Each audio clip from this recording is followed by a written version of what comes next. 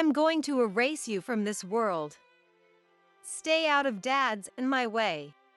Mary's face, illuminated by the streetlights, was filled with rage. She slowly approached me, wildly waving the knife clutched in her hand. The night breeze blew, tousling our hair. Stop, please! I pleaded, but Mary wouldn't stop. I never thought a day like this would come. I thought I had been as cautious as possible, but now I found myself cornered.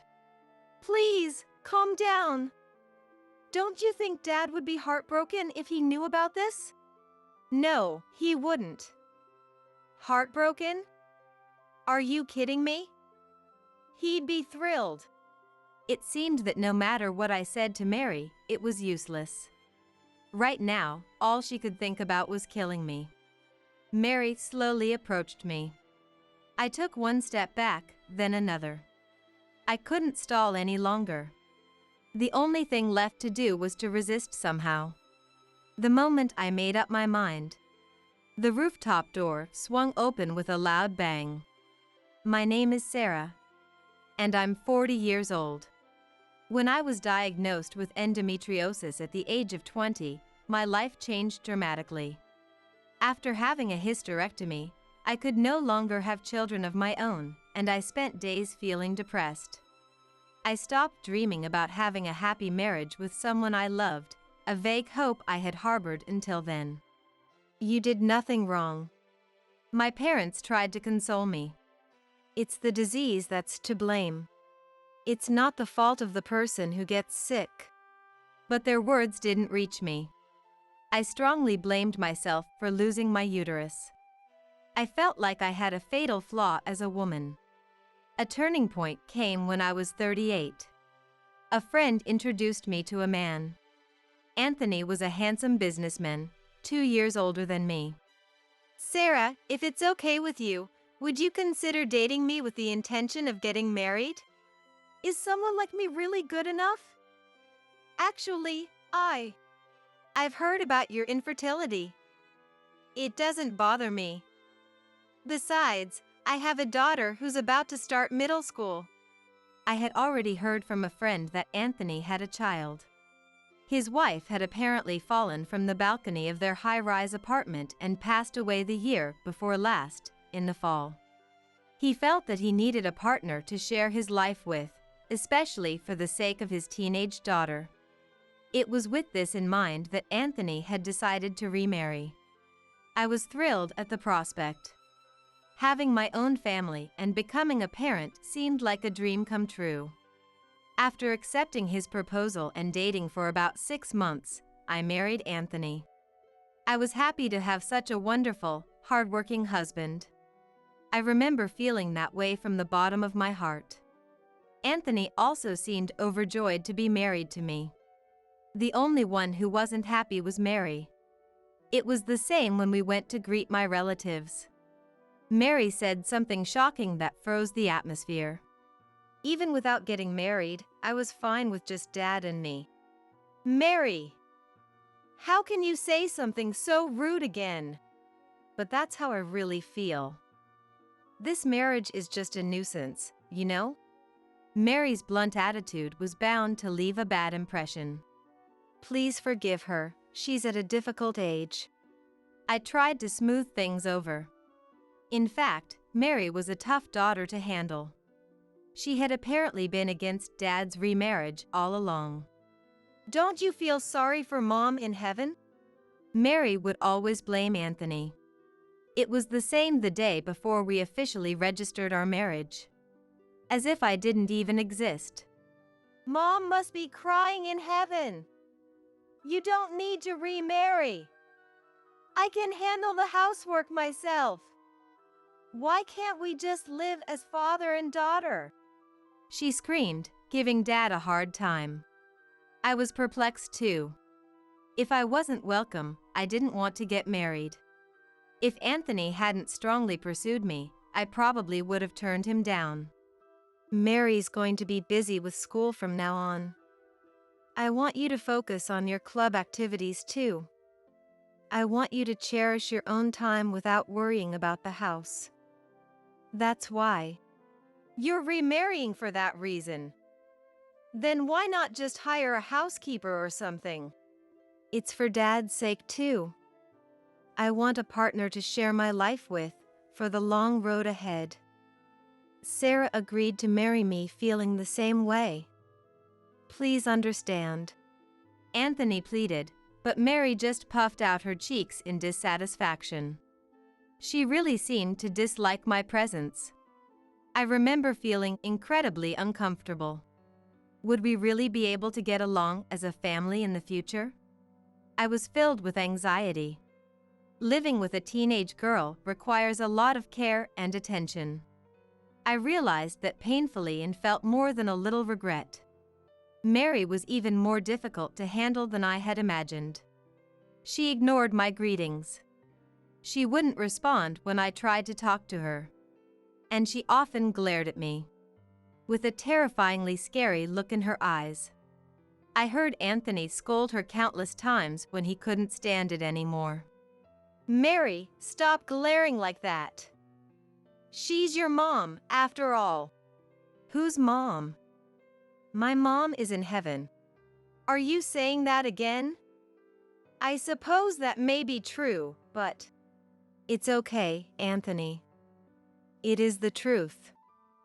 Don't blame Mary.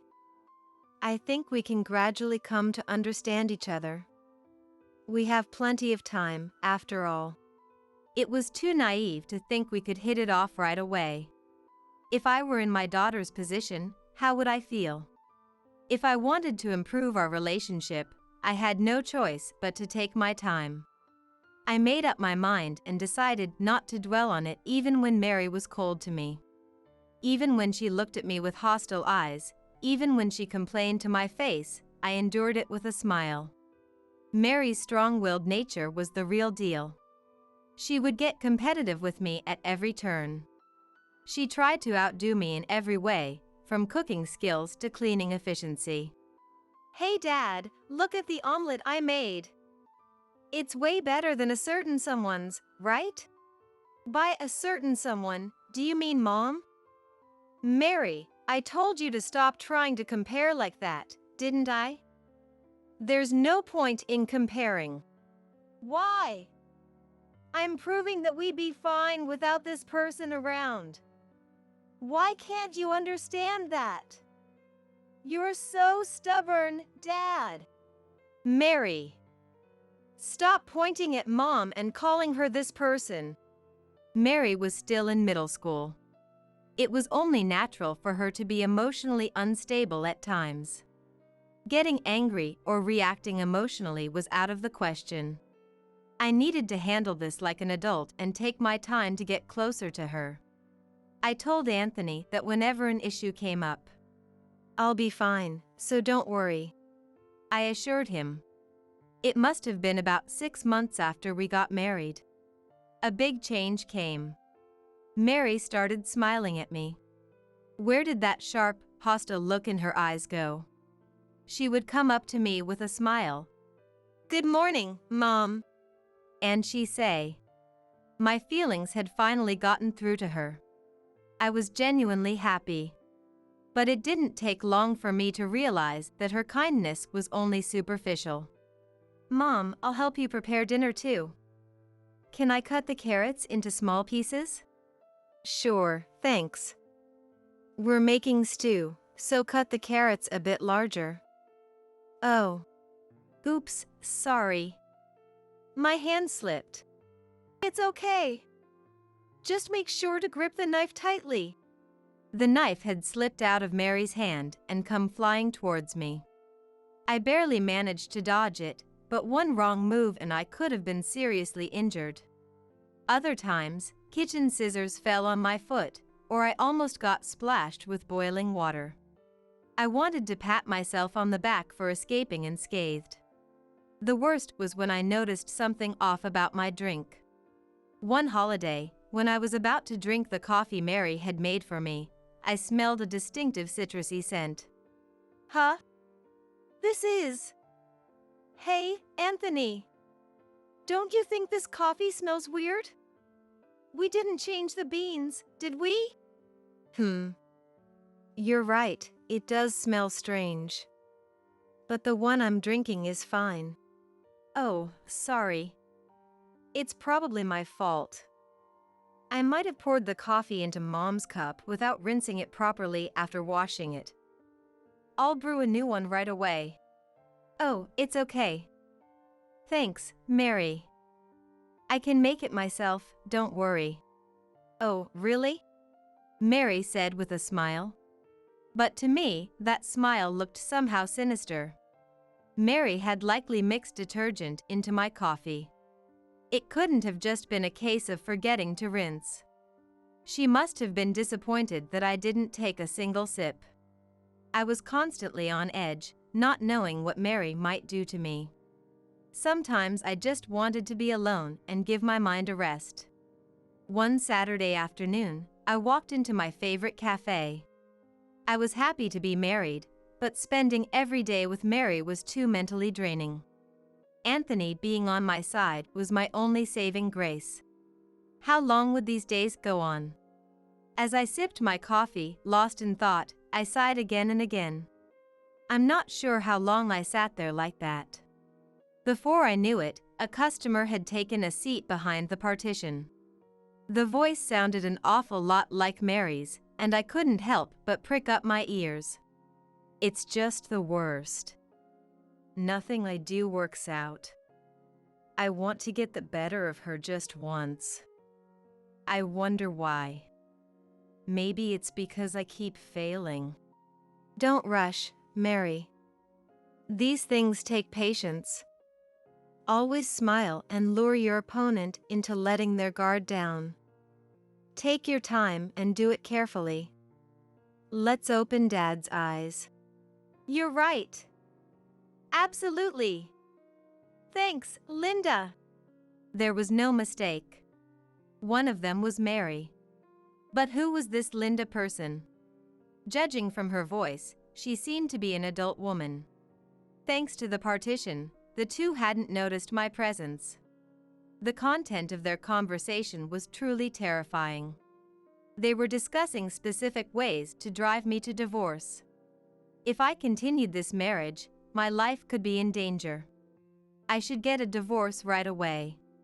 They were trying to make me think that somehow involuntarily propose a divorce. That night, when Anthony and I were alone, I talked to him about Mary and this woman named Linda. And that's the story. Anthony, do you know anything about someone named Linda? Linda. I hate to think it, but... Anthony seemed to have an idea. He turned pale upon hearing the contents of their conversation. I'll try to casually ask her about it. Anthony promised me. Anyway, we have to avoid anything that could put Sarah's life in danger. Be as careful as possible around knives, things you put in your mouth, high places, walking on the street, things like that. Yeah, I will. It'd be scary if something happened.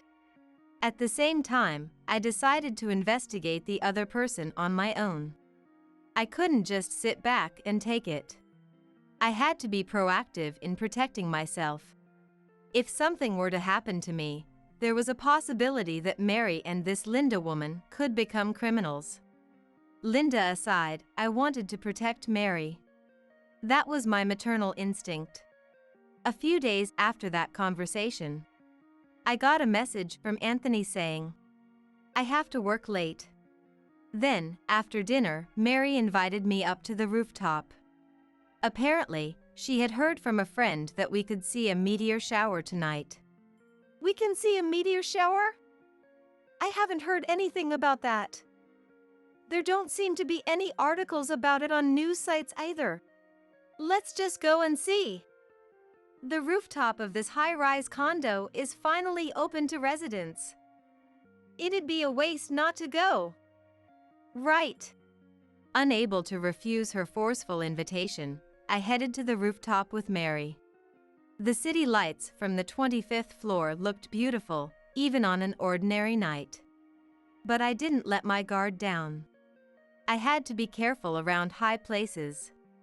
I tried to stay as far away from the fence as possible. Then, Mary gradually grew impatient. Mom, come over here. The night view from here is really gorgeous too. Thanks. But I'm fine, I can see it well from here. Hey, I'm telling you to come here. Don't you get it? Mary's voice lowered. Before I knew it, Mary was holding a knife in her hand. She spread her arms wide and slowly approached me. The Mary who had transformed discarded her fake kindness and revealed her true nature. I'm going to erase you from this world. Stay out of Dad's and my way. The night breeze blew, tousling our hair. Mary's face, illuminated by the streetlights, was filled with rage. Stop, please. No matter how much I pleaded, Mary wouldn't stop. Please calm down. Don't you think Dad would be heartbroken if he knew about this? No, he wouldn't. Heartbroken? Are you kidding me? He'd be thrilled. It seemed that no matter what I said to Mary, it was useless. Right now, all she could think about was killing me. Mary slowly approached me. I took one step back, then another. I couldn't stall any longer. The only thing left to do was to resist somehow. The moment I made up my mind, the rooftop door swung open with a loud bang. Stop it, Mary! Get away from Sarah! Dad! How did you? I had actually texted Anthony that Mary had invited me to the rooftop. Her behavior was unusual, and going somewhere high up was far too dangerous. I'll be home soon, so don't let your guard down. He had replied. Anthony came running over and stood behind me. Move! Mary screamed. The tip of the knife was shaking. Her eyes were crazed. She charged at us, knife raised overhead. While shielding me, Anthony caught Mary as she swung the knife around and pushed her towards the fence. And then, to our shock, the fence came loose with a small clatter. Ah! No! Mary! It all happened in an instant. Mary, falling into the darkness below. The merciless sound of impact echoing through the high-rise condo's garden. We immediately called the police and an ambulance. But sadly, Mary couldn't be saved. Anthony, though clearly in agony, fulfilled his role as the family representative admirably. Many people rushed to attend Mary's funeral, friends, teachers, and more. Mary, who was always cheerful, frank, and popular at school. I deeply regretted not being able to save Mary before she lost her sanity. About a week after Mary's funeral, I called Linda to meet me at a cafe. She seemed surprised to hear from me. Of course she would be. No one would expect to get a call directly from a colleague's wife. That's right, this Linda who had been secretly encouraging Mary was Anthony's coworker. When Linda arrived right on time. Nice to meet you. I greeted her with a simple. Mary seemed to be very close with you while she was alive. Huh? Oh, my condolences. She still had so much ahead of her, it's just… Yes, it's tragic. A fall from 100 meters up. Apparently the wire fence had come unhooked and the bolts on the posts had come loose. That fence Mary had leaned her weight against that day. It had been rigged to come off with just a bit of force. And not just in one spot, it seems the fences all across the rooftop were in that dangerous state. Mary must have been trying to corner me against that fence while threatening me with a knife. And by some cruel twist of fate, she ended up being the one to lean on the broken fence.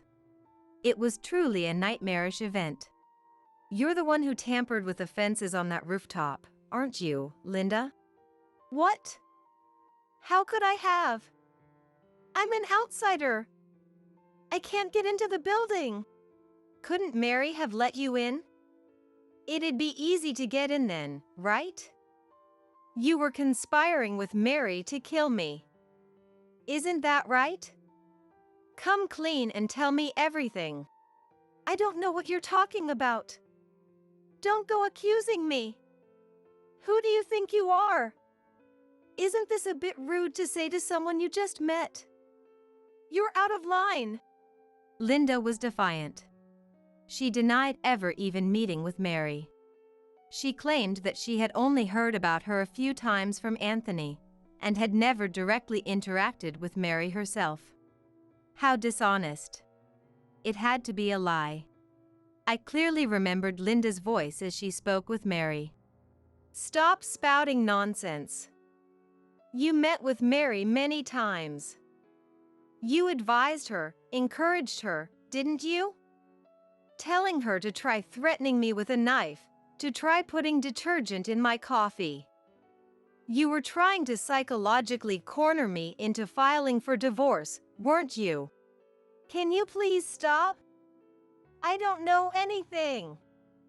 If you don't cut it out, I'll call the police. Go ahead, call them. And while you're at it, confess that you're deeply involved in Mary's death. Do you really think I'm saying this without knowing anything?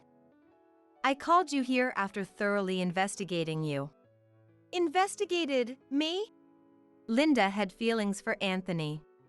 This was revealed by the detective I hired. Information from several of Linda's colleagues confirmed it. After Anthony's first wife passed away, Linda aimed to become his new wife. Unfortunately for Linda, I became the second wife instead. Frustrated, Linda secretly approached Mary, trying to win her over first. She noticed the darkness in Mary's heart and gave her advice to get rid of me. But in the end, Mary's plans backfired and she took her own life. Isn't that right? No, it's not. I had nothing to do with it. Stop accusing me. Nothing to do with it? Stop lying. It's all written in Mary's diary. Linda, it details the advice you gave her. A diary? What are you talking about? Mary kept a diary. I think it's only natural for Linda to be surprised. Even Anthony and I didn't know she had one. It detailed her meetings and conversations with Linda. Anthony and I found the diary while sorting through her belongings and were shocked. Linda's instructions were specific and horrifying. Telling her to put foreign objects in our food is not something a sane person would advise. Moreover, the cafe's security cameras should have recorded you meeting with Mary. Matching the diary's dates will increase the credibility. The police will see that you advised Mary multiple times, trying to corner me. Please, don't call the police. Why not? Weren't you the one who suggested it? Mary's diary also mentioned the day Linda was invited to our condo. The two of them took time to tamper with the fence, planning my fall. That alone makes Linda's actions criminal. It's a case of property damage.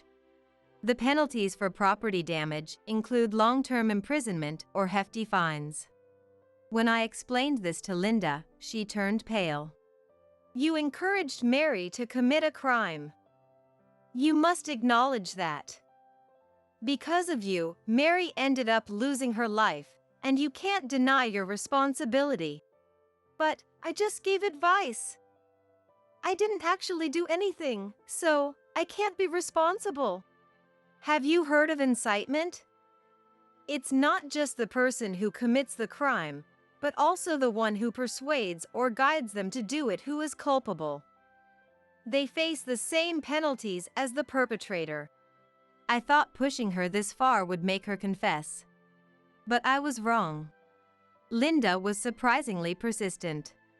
She denied having any interactions with Mary about committing crimes.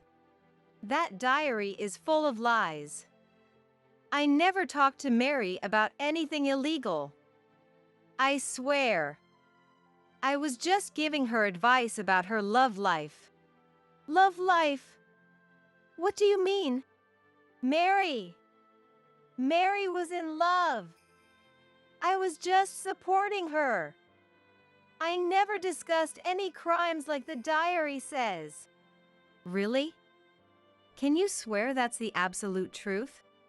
It's the truth, Linda insisted.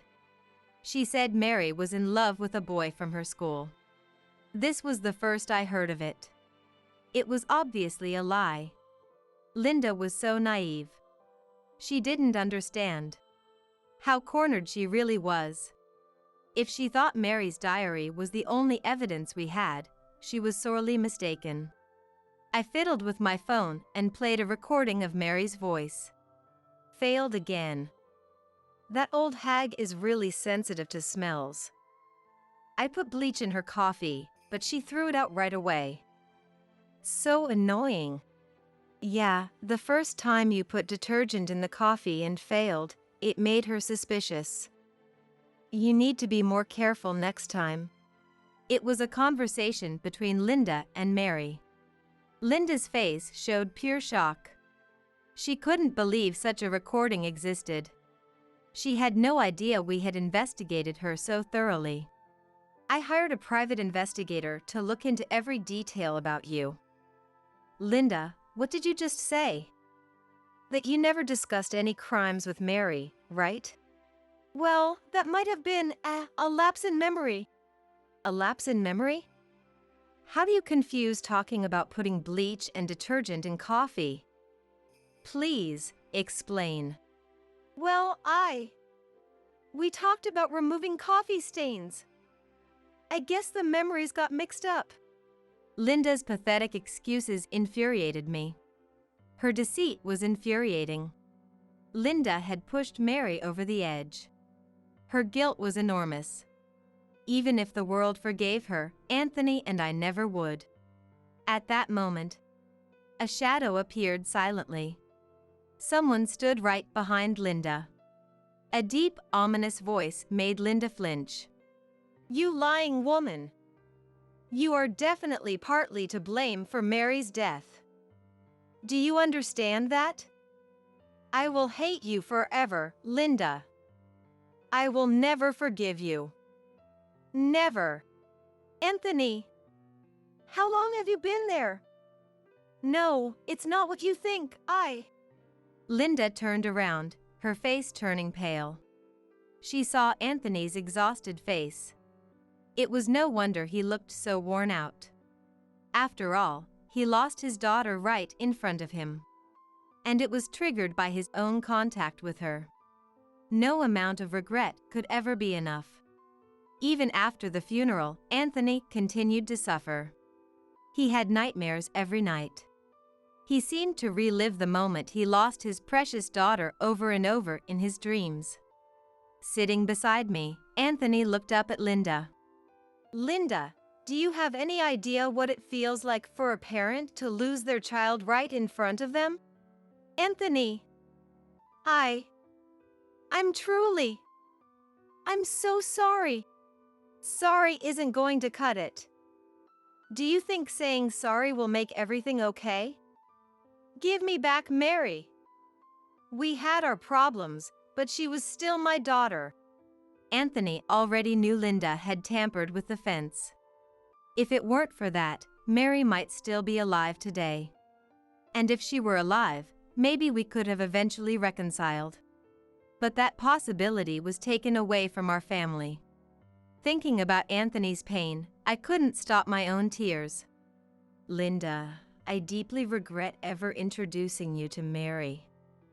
If that hadn't happened, she wouldn't have kept in touch with you. I'm sorry. I'm sick of hearing apologies. Can't you say something more meaningful? I don't know how to apologize properly. I'm sorry.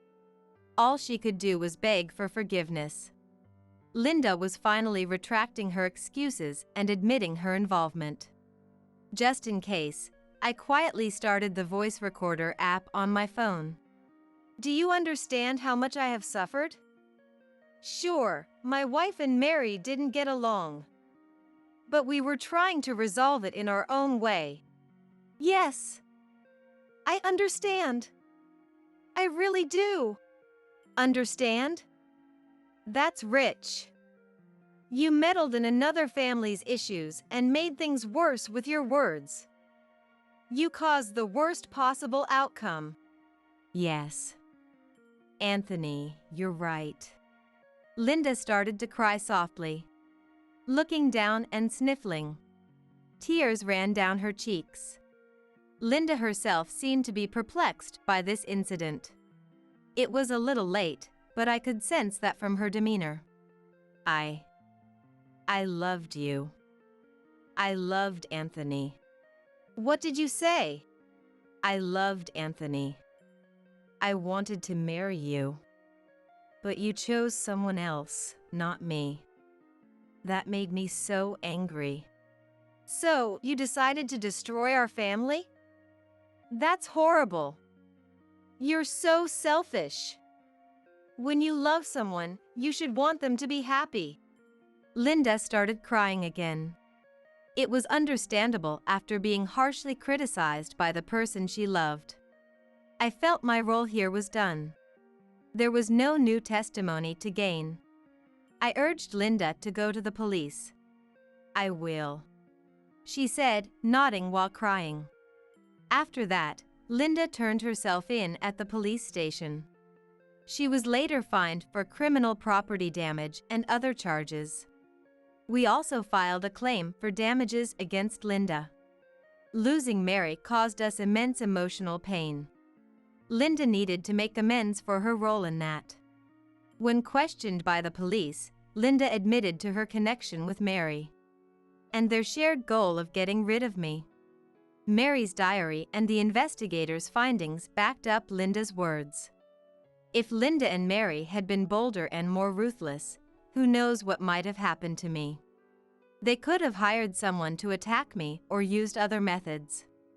No matter how cautious I was, I couldn't avoid all dangers. I felt incredibly lucky to be alive. A few days later, Linda resigned from her job for personal reasons. Apparently, she couldn't stand the cold stares from her colleagues.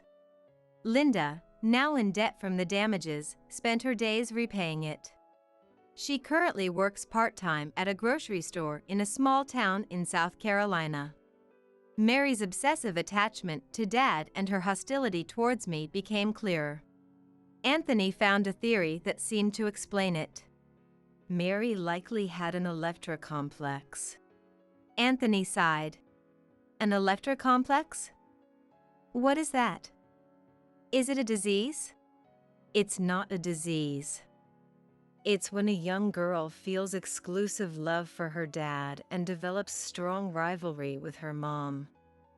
Mary might have had an extreme case of it. That makes a lot of sense. An Electra complex. It describes a psychological state, not a mental illness. Anthony emphasized that point. Even I have a normal amount of affection for Dad. In Mary's case, she must have unknowingly let those feelings escalate. It's something that could happen to anyone. That child did nothing wrong. I prayed once again for Mary's soul. Surprisingly, it was my relatives who actively supported Anthony's heart after losing Mary. Anthony's actions in trying to protect me, his wife, were completely justified. They affirmed the wounded Anthony wholeheartedly, saying those words. They even encouraged him about pushing Mary, saying it was self-defense. I believe it's precisely because of such support from those around him that Anthony was able to recover to how he is now. Anthony and I now spend peaceful days together, just the two of us. The wounds in our hearts may never heal completely. But it's because we're like this that it's important to be conscious of supporting each other. There will likely be many painful things in the future too, but as a married couple, we want to join our strength and overcome them. We want to protect each other's hearts so that we can smile as much as possible. That's what I believe. You cheated on me, didn't you? My husband Tom was holding our newborn baby and shouted right in front of me. I had just finished the huge task of giving birth and returned to my hospital room, and that's what my husband said to me. What are you talking about? I had absolutely no idea what he meant. I've been faithful to Tom since before we got married, and I have no reason to do something like that after getting married. I couldn't understand why he would say such a thing, and I was furious that he would say that to his wife right after giving birth. This baby's eyes are blue. You cheated on me with a foreigner, didn't you? That's impossible! I yelled back without thinking. I retorted while enduring the pain in my body. Tom quickly put the baby in the bassinet, as if he had touched something dirty. I was angry that he reacted that way to our own child. I picked the baby back up. The baby suddenly opened its eyes. They were clear blue eyes, like glass. How? Both Tom and I have brown eyes. I've never seen eyes this blue before. I really didn't cheat on you. I have no idea why this happened. Don't lie. There's no other explanation except that you cheated. I'm telling you, it's not possible. I really don't know why. I gave birth to this child myself, so there's no doubt it's my baby. I've never heard of any foreigners in my or Tom's family. If that's the case, I truly don't understand why this child has blue eyes. Please, let's do a DNA test. A DNA test should prove this child's relationship to Tom. When I desperately pleaded, Tom stared at me intently. If this child isn't yours, I'll divorce you. I'll even pay alimony. But I really have no idea how this happened. This is your child. Please, just let me prove it. Tom's voice echoed in the silent hospital room. His answer was, "My name is Sophie. I'm turning 29 this year. I work an office job at a company in Boston. I was born in the South, but I've lived in Boston ever since I got into college. I'm married to Tom, who is 1 year older than me, and we live together. Tom works at a sports equipment company. Having grown up in a snowy area, I joined the ski club as soon as I started college. Tom was an upperclassman in the club at the time. He wasn't as used to snow as I was. But he loves sports and got hooked on skiing during a high school trip, so he went to ski resorts whenever he had the chance after that. He's quite skilled. Tom and I hit it off right away, since we both wanted to improve our skiing techniques. We always participated in the club's ski trips together, so naturally we started spending more time together and got closer. Then 6 months later, Tom said he wanted to date me seriously. That's how we became a couple, and our relationship progressed smoothly after that. After graduating, we both started working in Boston. I had become a working adult 1 year earlier. I moved into Tom's apartment and we started living together. Of course, the reason we chose to live together was that we wanted to be with each other. But that wasn't the only reason. Before graduating, we had discussed that we wanted to get married eventually, so establishing a financial foundation came first. If I lived in Tom's place, we could put all the rent money into savings instead. That way we could save up for our wedding faster. With that in mind, we cut back on ski trips until we had enough saved up. Eventually, Tom and I both gained more work experience and felt like we could continue our jobs long term. We reached our savings goal. Thrilled that we could finally get married, we decided to meet each other's parents first. My parents live far away, so both of us would need to take time off to visit them. Inevitably, we ended up going to Tom's parents' place first. Actually, Tom had only recently told his parents about dating me. Apparently they're old-fashioned and believe unmarried couples should keep their relationship pure. It's a very traditional area, so my parents don't approve of premarital relationships until the future is decided. My hometown is rural too, so I get it. Times have changed, but it can't be helped. That's why they think you and I are still living separately. If they ask, just go along with that. We had this conversation and firmly swore to absolutely never reveal that we were already living together before heading to Tom's parents' house. Tom's family runs a small woodworking business, with a factory located next to their home. The factory was originally started by Tom's grandfather, and his father-in-law Dylan is now the second-generation owner. They employ a handful of skilled craftsmen who create custom furniture and interior decor pieces using locally sourced wood. Although it's a small operation, they have long-standing business relationships with companies dating back to Tom's grandfather's days, so while it's not an easy business, they seem to be doing relatively well compared to others in the same trade. When I was a kid, Dad always told me, Tom, you're going to take over as the boss one day, so start learning the ropes now. I was constantly made to help out at the factory. So when I decided to go to college, Dad wasn't happy about it. Has Dylan decided who will take over the factory after him? No, the craftsmen we have now are skilled but have zero interest in the business side of things. We've tried training younger workers, but no one sticks around long. I think Dad still hopes I'll come back and take over. Do you have any intentions of coming back here in the future, Tom? No way. I enjoy my current job that allows me to be involved with skiing. If I ever change careers, it would have to be something ski-related or I definitely wouldn't last. I was relieved to hear there was no chance of Tom taking over his family's factory. Inheriting the business would inevitably mean I'd be expected to support him and put down roots in that area too. I couldn't imagine living in an unfamiliar place, having to tiptoe around my seemingly old-fashioned parents-in-law. During that first visit to Tom's family home, I came face to face with Tom's parents, who would soon officially become my parents-in-law. We were shown to the living room where I deeply bowed my head to them. I'm sure I have many shortcomings, but I will do my best to support Tom. I hope for your kind guidance for many years to come. Yes, of course. I had pondered my words for days and even practiced, but my mother-in-law Caddy simply brushed them off. It was a bit anticlimactic. Still, at least Caddy had replied. Dylan stayed sullenly silent without a word, making me worried I had somehow angered him.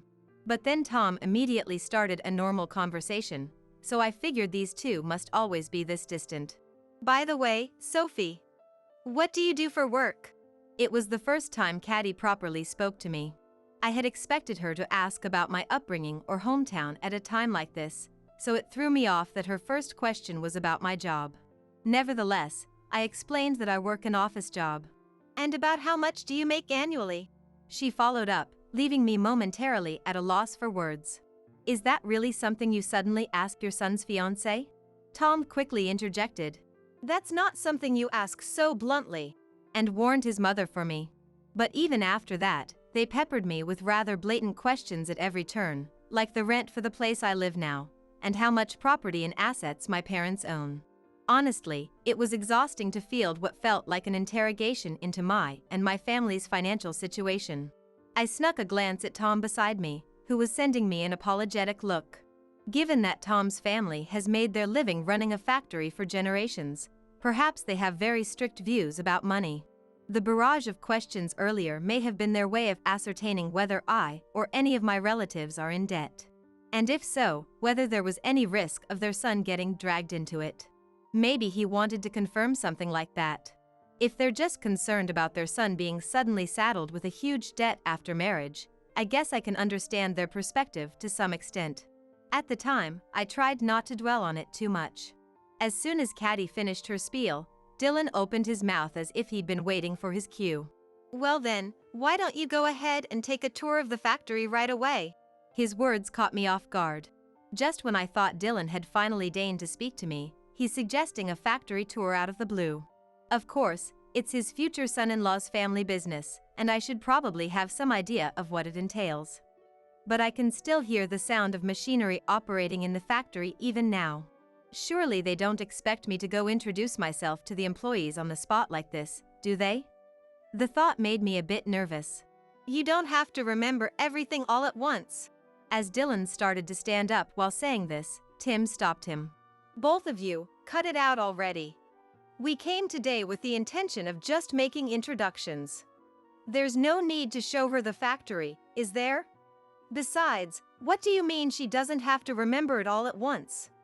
When she doesn't have to remember anything at all? Chastened by Tim's forceful tone, Dylan reluctantly sat back down. Tim was absolutely right. It was clear from Dylan's choice of words that he was assuming I would eventually support Tim in taking over the factory. Apparently, Dylan still harbors hopes of having Tim inherit the business. At this point, I was starting to feel a very distinct sense of wariness towards these in-laws. Showing such blatant interest in my financial situation upon first meeting, and scheming from the start to tie me to the family factory that goes beyond just being tactless, in my opinion. This is a bit of an unbelievable situation. I understand that marrying Tim means inevitably being connected to these people. But I was realizing with stark clarity that having a close relationship with them in my daily life would be impossible. Sensing the increasingly tense atmosphere, Tim stepped in. Any further discussion can wait until we meet again. With that, he wrapped things up and we were done.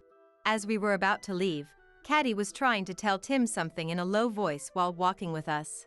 Tim was clearly exasperated as he dealt with her. And so, I was finally able to get away from Tim's family home. I found out later that Caddy's parting complaint to him were, "Just because you're married doesn't mean you should become distant from your family. Make sure you think carefully and visit home." It seemed like a pretty blatant guilt trip, but from Caddy's perspective, maybe she feels a sense of loneliness, as if I've stolen Tim away from her. But Tim seems exhausted by both Dylan pressuring him to take over the factory and Caddy constantly demanding excessive family time. He clearly has no desire to see them frequently. Of course, it's not like their relationship is hostile. Quirks aside, I'm sure Tim's parents act this way because they care about him. And Tim himself doesn't seem to want to stir up discord with them either. I wanted to respect Tim's feelings too. However, after talking to them for the first time today, I knew with absolute certainty that I couldn't handle a life with frequent meddling from those in-laws. I told Tim my honest feelings. I even conveyed that if there was any possibility of living with those two, it might make marriage itself difficult. Of course I love Tim, but I'm convinced that I'd be unable to maintain my peace of mind living together with those people.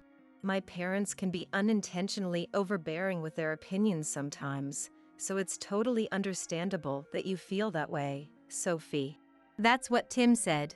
I'm not considering ever living with them long term. And I absolutely won't let our lives get so intertwined that you end up dealing with their interference, Sophie. He promised. I didn't want to reconsider my decision to get married, so I was truly relieved when he said that. However, even though we refrained from contacting them, my in-laws didn't do the same. Immediately after the greetings, my in-laws started making various proposals and demands to us. The most troublesome thing was their meddling in our wedding plans. Tim is our only son and he's precious to us, so we want you to have the wedding in the way that has been passed down in this family for generations. They kept insisting persistently.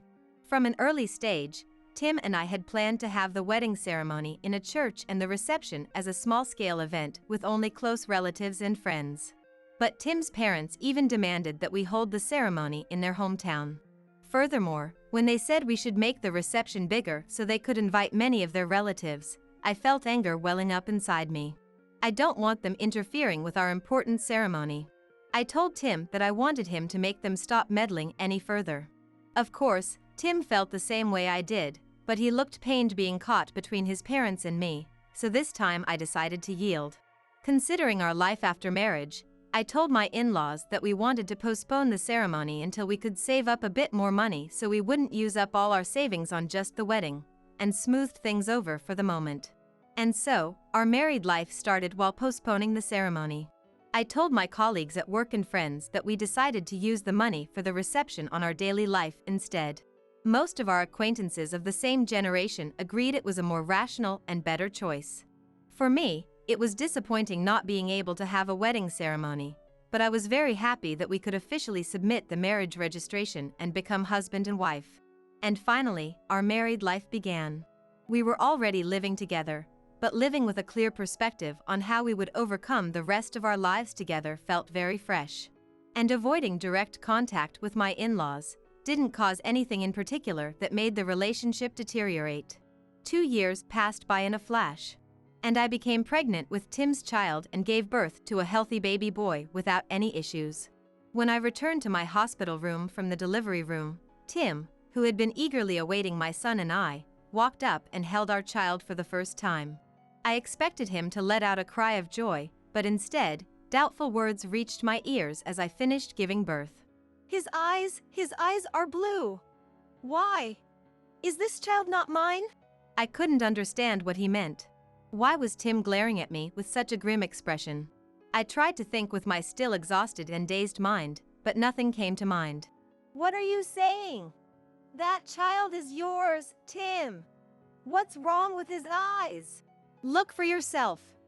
His eyes are blue. Those aren't the eyes of our family. Since you undoubtedly gave birth to him, doesn't that mean he has a blue-eyed foreigner for a father? Are you saying I cheated on you? I absolutely never did such a thing. Then why are his eyes blue? Both of us have brown eyes.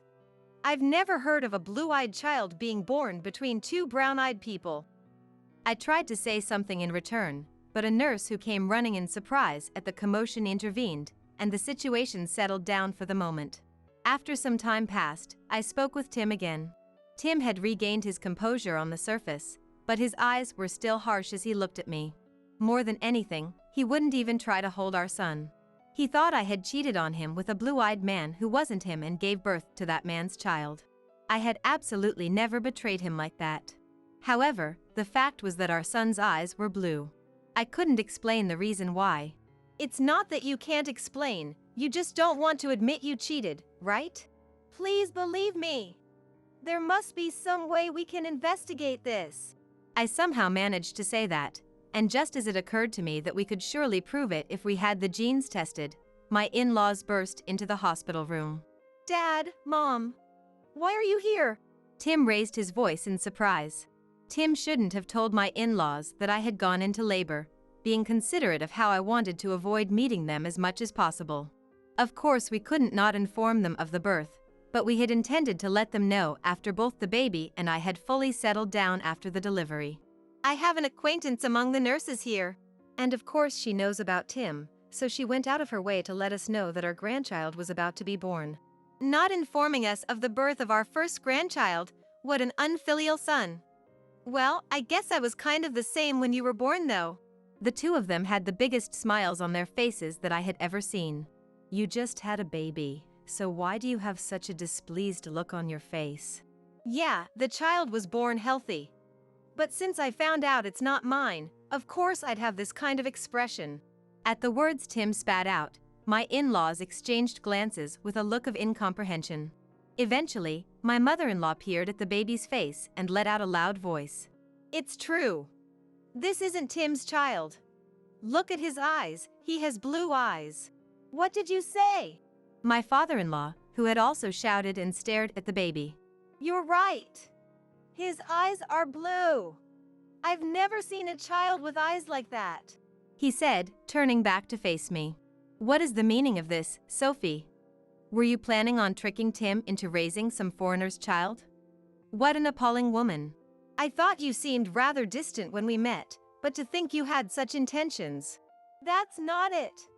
There must be some reason for this. I'm sure we'll understand if we investigate. It was painful to have them hurl such heart-wrenching words at me one after another.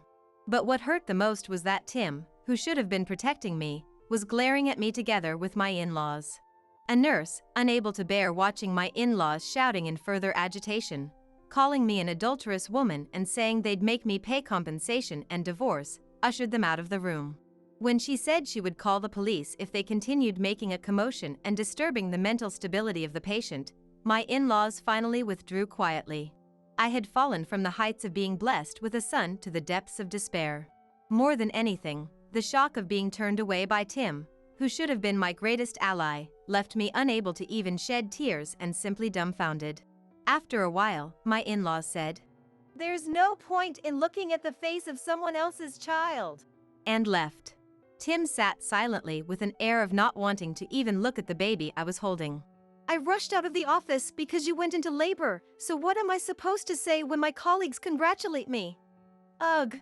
I learned for the first time that Tim was capable of such cruelty. As I sat there unable to say anything more, Tim stood up. I'm not coming here anymore, he said coldly and tried to leave the room. Was this the end of my relationship with Tim and we would get divorced? The anxiety of whether this child would suddenly lose his father washed over me. Hey, wait! I know it's impossible to just ask you to believe me. So at least, before you end your relationship with me, please listen to one last request from me. Hearing that, Tim reluctantly stopped in his tracks. Please ask the hospital to do a DNA test. The results should be available in about a week. If it determines he's not your child, then you can abandon me. You can even demand compensation. I haven't betrayed you. Even if we find out much later when the child grows up that he is yours, it will be too late to start over as father and son then. My final plea seemed to reach Tim's heart, if only slightly. Tim said, "Fine. That will make the truth clear," and left the room. After that, I wasn't in any state of mind to talk to anyone. I told the nurse that I couldn't see anyone else until my parents, whom I had contacted as soon as I went into labor, arrived, and had her refuse any visitors. That night, my parents, who had forcibly transferred trains to get there, rushed to the hospital barely in time for visiting hours. The moment I saw my parents' faces for the first time in a while, I shed tears of relief that someone had finally come who would be on my side. "You did really well." "What happened to Tim? Has he not come yet?" Asked that, I hesitated over whether to tell them what had happened here until then.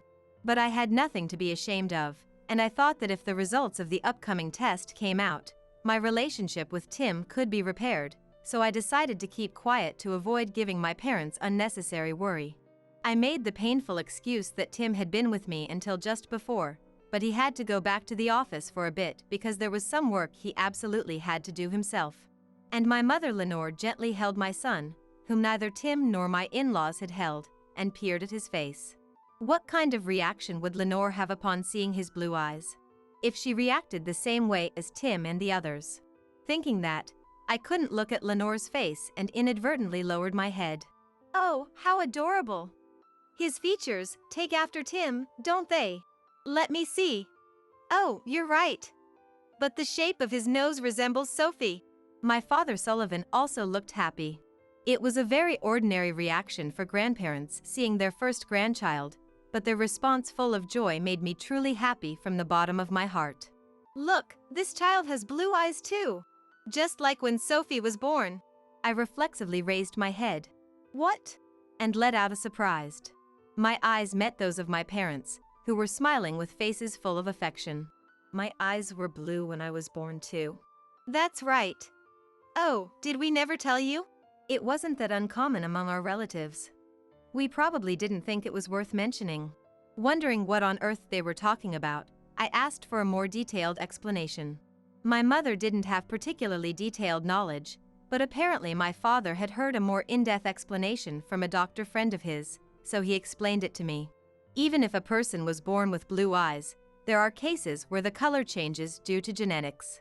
The frequency tends to be higher in the South when looking nationwide, and it's known that the area where I was born has an especially high tendency for that. And it's also apparently quite common for eyes that were blue to gradually approach the level of brown as the child grows. I was a child who fit that exact case. Indeed, I had been told a few times before that my eye color looked lighter. My eye color probably looks a bit lighter than other people's because what were originally blue eyes gradually turned brown. But since this wasn't an unusual story where I'm from, it seems my parents never mentioned it to me after I grew up. However, my mother said she must have told me about it a few times when I was little. If that's true, I may have just let it go in one ear and out the other. But I didn't care about such minor details. Knowing the reason why I had a blue-eyed child and that I could properly explain it to Tim now, the tears I had been holding back started flowing out. My parents, surprised by my sudden crying, held my shoulders in bewilderment.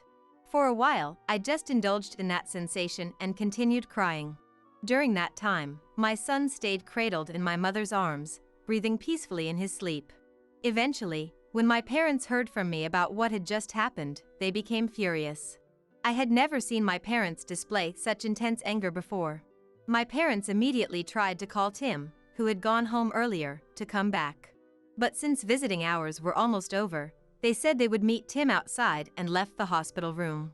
I heard later that my father had expressed his tremendous anger to Tim, saying, "How could you not believe your wife's story at all, not even hold the baby, and go home like that?"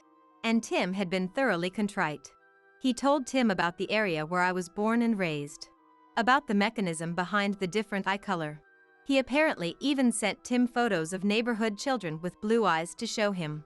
And Tim was apparently convinced by that. I was told that if my mother hadn't intervened at the end, My father looked ready to punch Tim. Hearing that Tim had apologized with tears in his eyes, saying he was truly sorry, I felt my intense anger towards him abate slightly. The next day, Tim took an emergency day off work and rushed to my hospital room first thing in the morning to apologize for his words and actions yesterday. I'm sorry. I had this preconceived notion that if both parents have brown eyes, the child will always be born with brown eyes too. I judged based solely on the bias that a child's eyes can't be blue unless one of the parents has blue eyes. It's okay. I didn't know that my eyes were blue when I was little either. Or rather, I didn't remember. And the DNA test results aren't back yet, so right now I'm just happy you believe this story. Tim promised to take responsibility for clearing up his parents' misunderstanding himself, and vowed not to create any more opportunities for me to come face to face with them in the future. Later, Tim called his parents home, but when that didn't work, he apparently ended up going directly to their house to explain the situation. However, it seems that even so, his parents wouldn't abandon their suspicion towards me. They stubbornly insisted that we still couldn't know until the DNA test results came back, and even criticized Tim for discarding his doubts so quickly. But this time, Tim had also looked into and come to understand that there was a possibility of blue-eyed children being born even from brown-eyed parents, and had come to believe in my innocence. However, no matter how much Tim explained those things, his parents wouldn't listen at all. On the contrary, they insulted us, saying we were just putting on an act and even getting the neighbors involved. They even went so far as to say that if Tim broke up with me and took over the factory soon, they would find him a better woman. Tim finally exploded in anger at their utter lack of obedience. If you two continue to insult Sophie like this, I'm cutting ties with you. And apparently stormed out, saying so. And about a week passed. Our son had no health issues whatsoever, and by then I had completely recovered from the initial uproar. And on the day I was discharged from the hospital with our son, the DNA test results arrived. Tim, who had purposely brought the unopened results all the way from home to my hospital room, opened the envelope in front of me. It stated that a high enough match rate to definitively say the baby was mine and Tim's child had been confirmed. Tim stared long and hard at the test results, and finally bowed his head deeply to me and said, "I'm truly sorry." I couldn't completely forgive him with just this apology after he had hurled such verbal abuse at me. But Tim had been convinced until that moment that a child inherits the eye color of either the father or mother. But I had thought the same thing. If the child born looked nothing like one's own at a glance, perhaps one would get flustered like that. Thinking that, I couldn't bring myself to say we should divorce. Tim, who apologized to me many times over, said he would tell his parents about these results and left the house. I didn't want to have any contact with his parents in any form, so I even thought it would be fine not telling them at all. If we leave this misunderstanding as is, my parents might scheme something to make us divorce using this as a reason. They're already spreading rumors to the neighbors. So I have to properly convey the facts to them. Hearing Tim say that, I decided to leave his parents to Tim and not think about it at all. Eventually, Tim returned after finishing the phone call and said with a relieved expression, "I explained it to them properly. Just in case, I also took a photo of the test results and emailed it to them. I told them I'm not going to visit them in the future and asked them not to come see us either." With those words, I could feel that all my connections to his parents had vanished. However, as I was preparing to be discharged and going through the procedures for billing and such, his parents showed up. After that phone call, they had immediately hailed a taxi and rushed over. I heard Tim, "I told them not to come," who was carrying our luggage, mutter, "Sophie, I heard it's been proven the baby is Tim's son. That's great. Now everything can be smoothed over. Yeah, and it's a boy too. Thank you for giving birth to a healthy heir." I was speechless.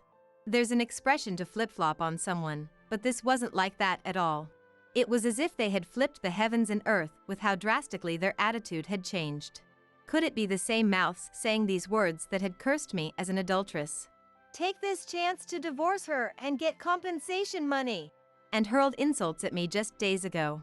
As I stood there dumbfounded, Tim, who had been standing in front of me, dropped his shoulders and crouched down on the spot.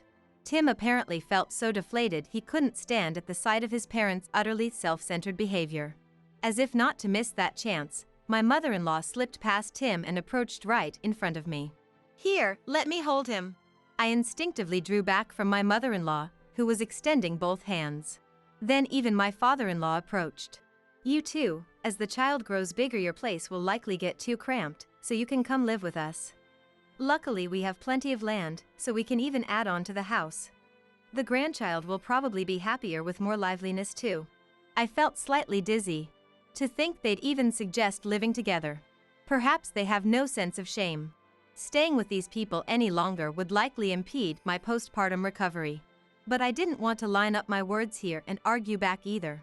No matter what I said, my father-in-law probably wouldn't listen, and more than anything, I didn't want to let my newborn son hear my angry voice. I brushed away my mother-in-law's hands that persistently kept reaching out trying to hold my son, approached the taxi they had arrived in, and conveyed my intention to get in with my gaze. Tim, who had been standing there dumbfounded, noticed my desire to leave this place as soon as possible and helped me get in, pushing aside his parents who were standing there stunned at being blatantly ignored. "Hurry and go!" Tim also got in and told the driver. The taxi immediately drove off, leaving the hospital behind. For a moment, I saw the sight of his dumbfounded parents seeing us off reflected in the side mirror, but I never looked back again. Later, Tim reluctantly answered one of the several calls that came in from his parents. In a cold voice, Tim told his parents on the other end of the line that he was cutting ties with them.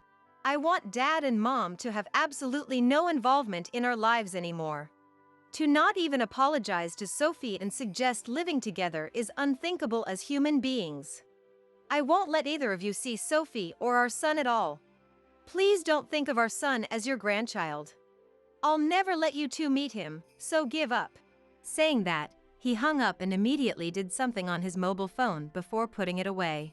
After that, no more calls came in, so I assumed he had blocked their numbers, but Tim told me without saying anything unnecessary that we would never be bothered about this matter again.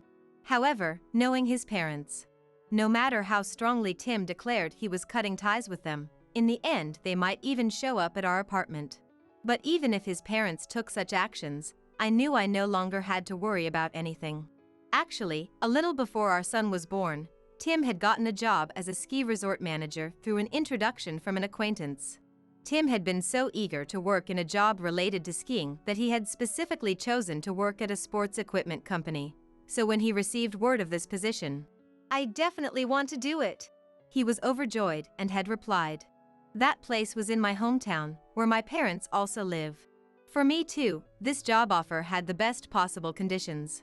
If possible, I had wanted to give birth at a hospital there, but by the time this job change was decided, my due date was fast approaching. Transferring to a different hospital suddenly during this time was high risk, and more than anything, there were few hospitals that handled deliveries there and they were all full with local pregnant women.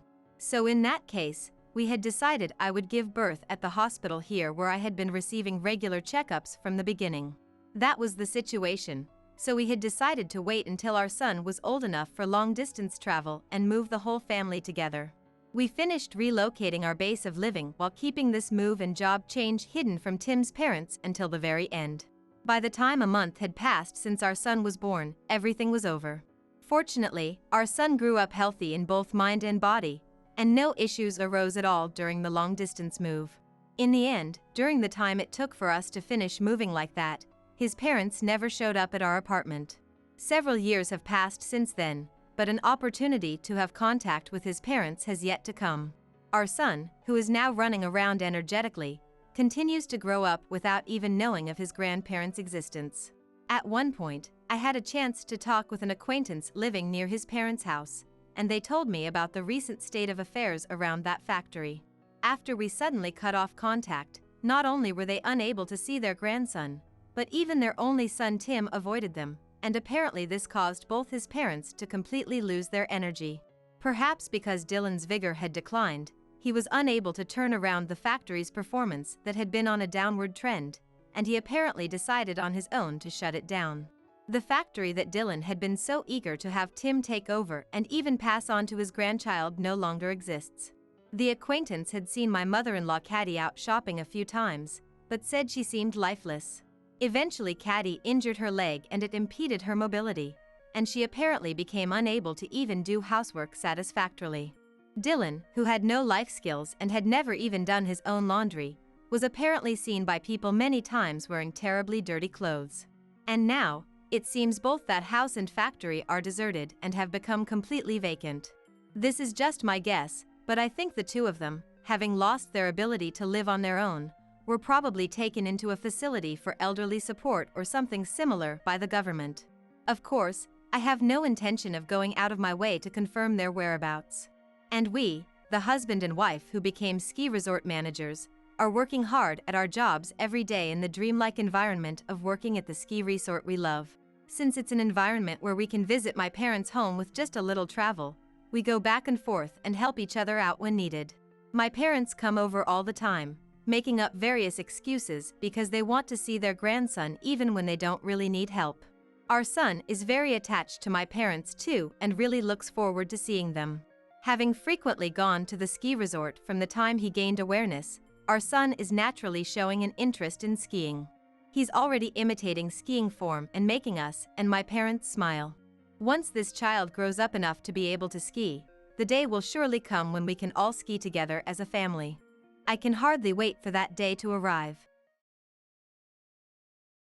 Upon arriving at the Target high-rise apartment, I approached the concierge and was handed the keys to the room. Through the elevator reserved for the higher floors, I made my way to the top floor of the apartment.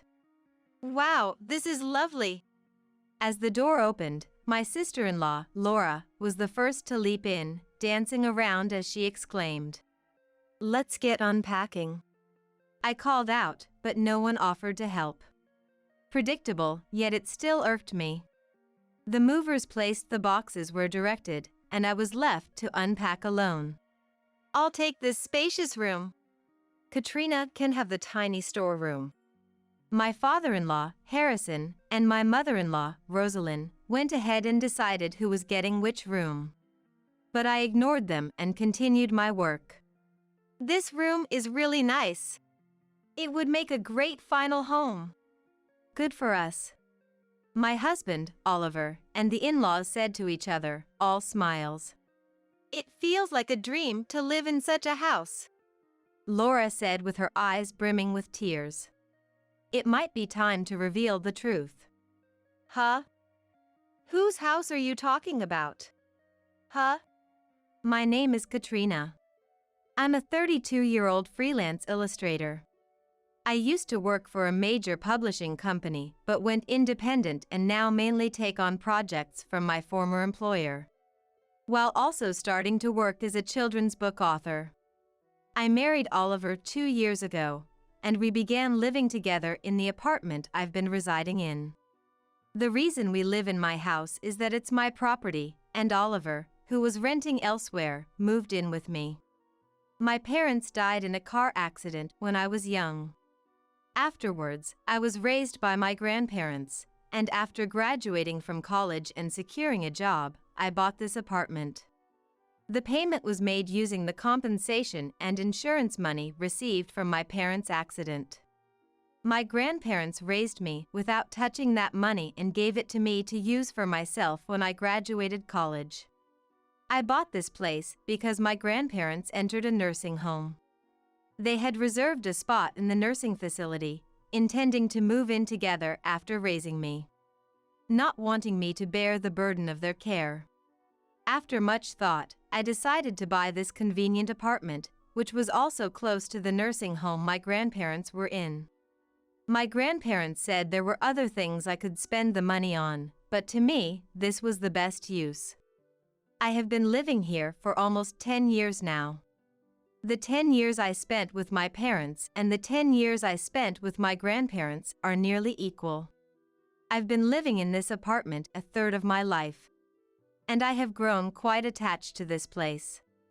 I met Oliver at a friend's wedding after-party. He was a colleague of my friend's husband. We were of the same age and formed a group that started hanging out together.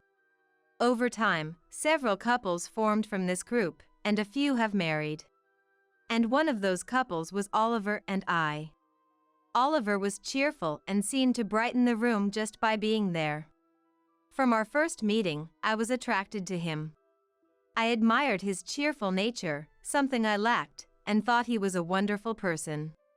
However, that was only the face Oliver showed to the world, and I quickly learned about his other side after we got married.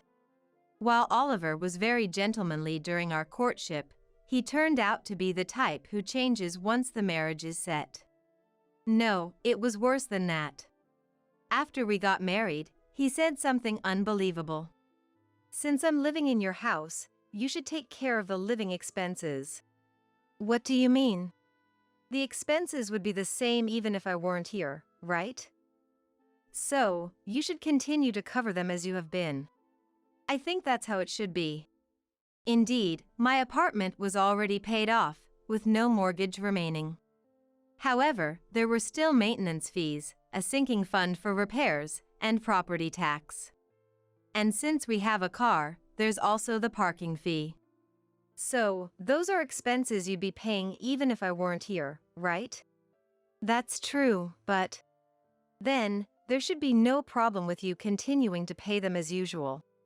His argument seemed reasonable at first glance, but was fundamentally flawed. But Oliver, you're living here now, too. We agreed to split the living expenses. I'd really appreciate it if you could contribute. When I said this, Oliver's eyes narrowed angrily. "You're so money-grubbing! I never thought you were that kind of woman." I was stunned and speechless. To me, it was obvious that as a married couple, we would share our lives equally.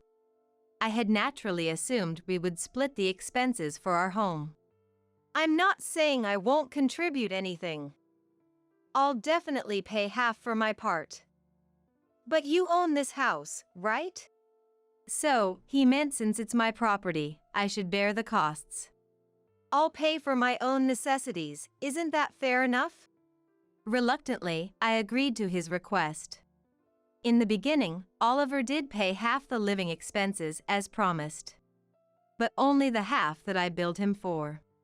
This month's electricity bill came to this amount. That seems quite high. You're probably wasting money working from home? I had quit my job while dating Oliver and started working freelance. Though I occasionally went out for meetings and networking, most of my work was done from home. It doesn't seem fair. First, Oliver complained about the high utility bills. Unfair? How so? Well, I work outside almost all day. And I'm supposed to pay for your electricity use while you work from home? What a reasoning. I was too astounded to respond. I only use a little when I come home to sleep. So, I don't have to pay half, right? Following this logic, Oliver began paying only a minimal amount. The same went for gas and water bills. Still, I tolerated it.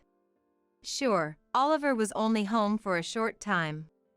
And having an extra person did significantly increase the utility bills. But it was impossible to calculate exactly how much each of us used. Despite his complaints, we did share the living expenses, so I silently accepted his reasoning. Looking back, I can't believe how foolish I was, but at the time, I thought it was necessary. I decided it was better to endure and keep our marital life peaceful than to fight over something trivial from the start. Aside from money issues, Oliver was as bright and fun as before we got married. Though the financial concern always lingered in the back of my mind, I didn't struggle to live without his contributions. And I valued our happy times more. But the supposed happiness began to feel increasingly precarious. More overtime today, they really need to get it together. Oliver started coming home later, sounding annoyed. Are you okay with all this overtime? There's a guideline that working over a certain number of hours a month is dangerous. You don't understand. Those are just nominal figures. A good salesman isn't just working the hours logged on the time card. Oliver said this disdainfully. Katrina, you've had to pull all-nighters to meet deadlines, right? Yes, that's true. That's my point. Don't be fooled by just the apparent numbers. I graduated from an art college and worked as an illustrator. So I really didn't know much about sales. Faced with his assertion, I had no choice but to believe him. I understand. But please, don't overdo it. I know. You're kind, Katrina. I won't push myself too hard. Oliver reassured me gently, embracing my shoulder. I tried to believe in Oliver's kindness forcefully, as if believing was the only way to keep my peace of mind. Gradually, I felt increasingly betrayed by Oliver over the year. They say people can react to sudden pain, but become desensitized to slow, incremental pain. By that point, Oliver's betrayals had accumulated significantly, yet I felt I was just enduring a little longer, spending my days pretending not to notice for the sake of peace. Then, a significant event occurred. My family's coming over soon, is that okay? One morning, Oliver suddenly mentioned this. Harrison and Rosalind? And Laura too? I had visited his family's home once before we married, for a family meeting. It was a small house in the countryside. It seemed to be a fairly old house, and every part of it was old, but my parents-in-law were living there. At that time, Laura had already moved out after getting married, so I wasn't able to meet her. We did message her, but as she couldn't come due to her schedule, but gave us a message, welcome to the family. Since we didn't have a wedding ceremony and only took photos, that was the only time I met his parents. Of course, I never had a chance to meet Laura. Our friends held a party for us to congratulate, but I still hadn't met Oliver's relatives. As I didn't have much interaction with my own relatives and I did not find it so strange. Now, suddenly, his parents and Laura were coming to visit. It wasn't odd for them to want to see how we were doing after a year of marriage. Without any doubt, I agreed to Oliver's words. A week later, as promised, the in-laws came to our house. This is your place? It's not very big, is it? That was the first thing they said as they entered our home. Of course, it's not big. This house was originally bought for me to live in alone. It has 3 rooms and a spacious living dining area. One room is almost used as a storage, and the remaining rooms served as my office and bedroom. When Oliver started living with me, he wanted a space to work from home, so I gave up my office for Oliver's study. And now I work in the living room. It's spacious enough for 2 people to live without any inconvenience. As I was thinking this, Laura, whom I was meeting for the first time after Rosalind, entered the house. You're right, it's smaller than I thought. Are we going to live here together? It's small, but bear with it. They say any place becomes comfortable if you live in it. Well, it's better than nothing. I'll manage to live here. How long do they intend to stay? As I pondered vaguely, Oliver commanded me with an irritated voice. Hey, what are you dozing off for? Hurry up and carry in my parents' luggage. What? Oh, sorry. Which ones are their luggage? I thought it would be just enough luggage for a short stay, maybe a duffel bag. But when I looked inside the entrance, I couldn't find anything. What are you looking at? It's outside. Rushing to the entrance, I saw about 10 cardboard boxes piled up in the hallway. Cardboard boxes for a visit to their son's house? I didn't understand the meaning, but leaving such things in the hallway would bother other residents.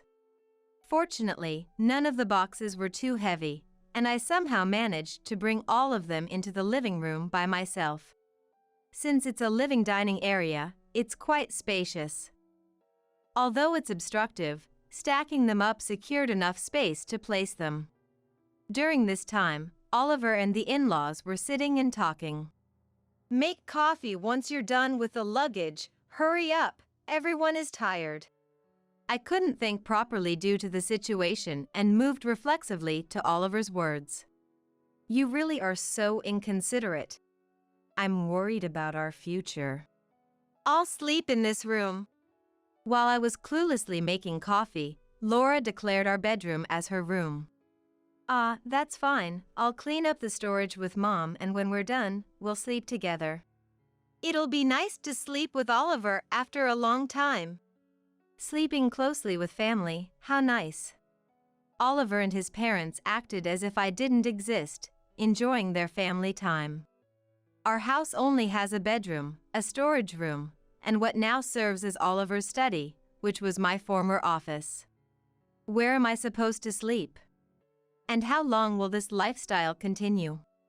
It seems humans can't think properly when faced with situations far beyond their usual understanding. While I was stunned, everything had already ended.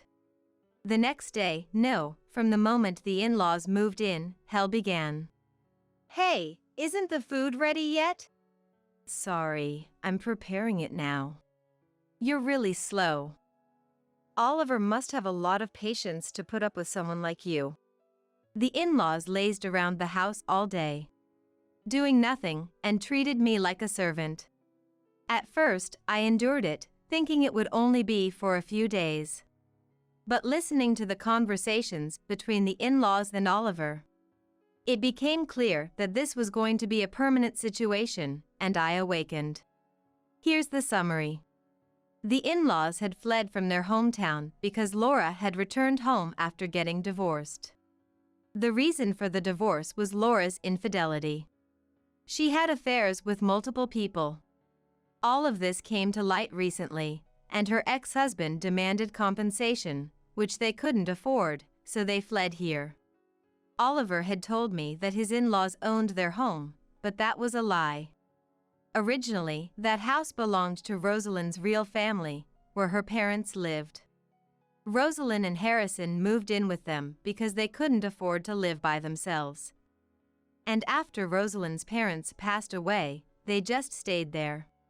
The real owner was Rosalind's brother, and he asked them to leave, but they stayed, claiming residency rights. Rosalind's brother had his own home, so he couldn't force his sister's family to move out. He had requested them to leave, but couldn't do no more than that. Then, with Laura returning with a mountain of compensation to pay, Rosalind and Harrison tried to sell the house to raise money. Rosalind's brother, upon learning the situation, was furious and threatened legal action. That's why the in-laws showed up at our place with all the belongings she could carry. Those belongings, 10 boxes of them, the ones I struggled to bring into our house the day they arrived, representing their entire fortune. I don't know what's inside, and frankly, I don't want to know, but it seems there's nothing of real value that could be called a fortune. In short, the in-laws moved in with us because they were broke. And it looks like they plan to live off of us indefinitely. In such a family, Oliver was miraculously smart. He was good at his studies and managed to graduate from college on a scholarship. You wouldn't guess he's part of that family just by looking at him. He continued to play the role of a refreshing, fine young man, got a job at a well-known company, and then met and married me. I couldn't see through Oliver's true nature or the real face of the in-laws. My parents had already passed away, so I'm all alone. But I'm working and already own a house. To Oliver, I must have seemed like a perfect target. No way, I'm not going to let this happen to myself. Now that I know everything, I refuse to quietly become their slave. I won't let this no-good family take advantage of me. I started planning my retaliation and took action the very next day. For now, I had to act submissive. I couldn't let Oliver or the in-laws catch on to my plan. I had to catch them off guard. Just like how they suddenly showed up here. After pretending to listen to the in-laws for about a week, one day, Laura said to me, "Give me some money." Laura demanded, extending her opened right hand. She was so blatantly freeloading. It was irritating, but I had decided not to resist for now. I handed Laura a few bills. "Is this all? Don't you have more?" "I don't have more on me right now since this was sudden." "Then a credit card will do." "Absolutely not. If I gave her a card, there's no telling what she'd do with it." "I can't lend you a card. I'll withdraw some money from the bank tomorrow. Please wait until then." I managed to quiet the complaining in-laws by making that promise. I wouldn't give them the card no matter what. That night, after Oliver came home, he complained about it. "You could have just lent them the card. You're really stingy with money." I was appalled by his words, but I apologized, thinking it over. "I'm sorry. I thought there could be problems if something happened." "Like what?" "I was afraid of lending a card with a different name, and if Rosalind and Harrison got arrested for misuse, I couldn't do it." Oliver seemed satisfied with this reason. "Then, make a family card for my mom and dad. I'm counting on you." "Understood." I replied as such, but I had no intention of making one. About a month later, Oliver asked about the status of the family card. Maybe the in-laws, having received money several times, found it troublesome and urged Oliver to ask for the card. "I'm sorry, but it seems I can't make it," I said, feigning disappointment. I hadn't applied for a family card and wasn't disappointed at all. "Why not?" "Rosalind and the others are considered relatives, not family, so it doesn't work. Apparently, it's not okay just to live here temporarily." The in-laws had just rolled in without permission, and no proper arrangements had been made for living together. They haven't even changed the address registration, so it seems like there's no actual residence. "I see." Faced with this explanation, Oliver seemed to have no choice but to accept. "Well, then we just need to change the address registration." "That's right, since we're going to live here anyway. Go ahead and take care of the procedures." What a nerve for them to order me to do so. "About that, I think this house is a bit small for us to live in permanently.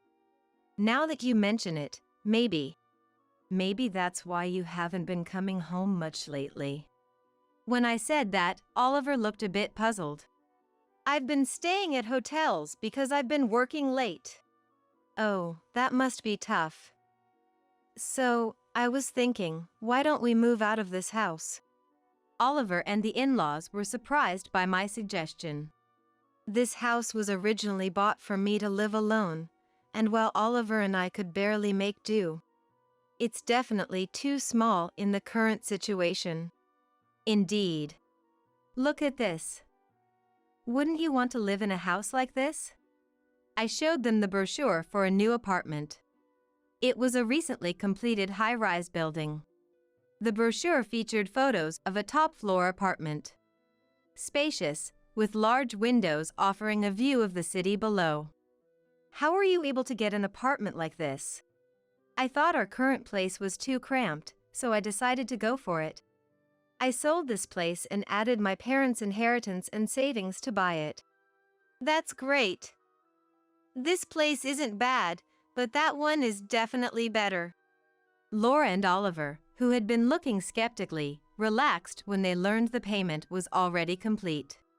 "Wow, you've got some sense. I'm seeing you in a new light for the first time." "Yeah, I guess I can acknowledge you as Oliver's wife." The in-laws nodded in agreement with smiles. And just like that, the move was settled smoothly. About a month later, the day of the move arrived. It was a bit sad to say goodbye to the house we had lived in for so long, but it was for a brighter future. Once the belongings were loaded into 2 trucks, we headed to our new destination. Upon arriving at the high-rise and speaking to the concierge, we were handed the keys to our apartment. To our top-floor apartment via the high-rise exclusive elevator. "Wow, it's beautiful." Laura was the first to dash in, exclaiming as if dancing. "Let's get unpacking." I called out, but no one offered to help. As expected, but still infuriating. The movers placed the brought items were directed, and I began unpacking alone. "I'll take this spacious room. Katrina can have the tiny storage." The in-laws were assigning rooms as they pleased, but I ignored them and continued my work. "This room is truly wonderful. A great choice for our final home." "I'm glad you feel that way."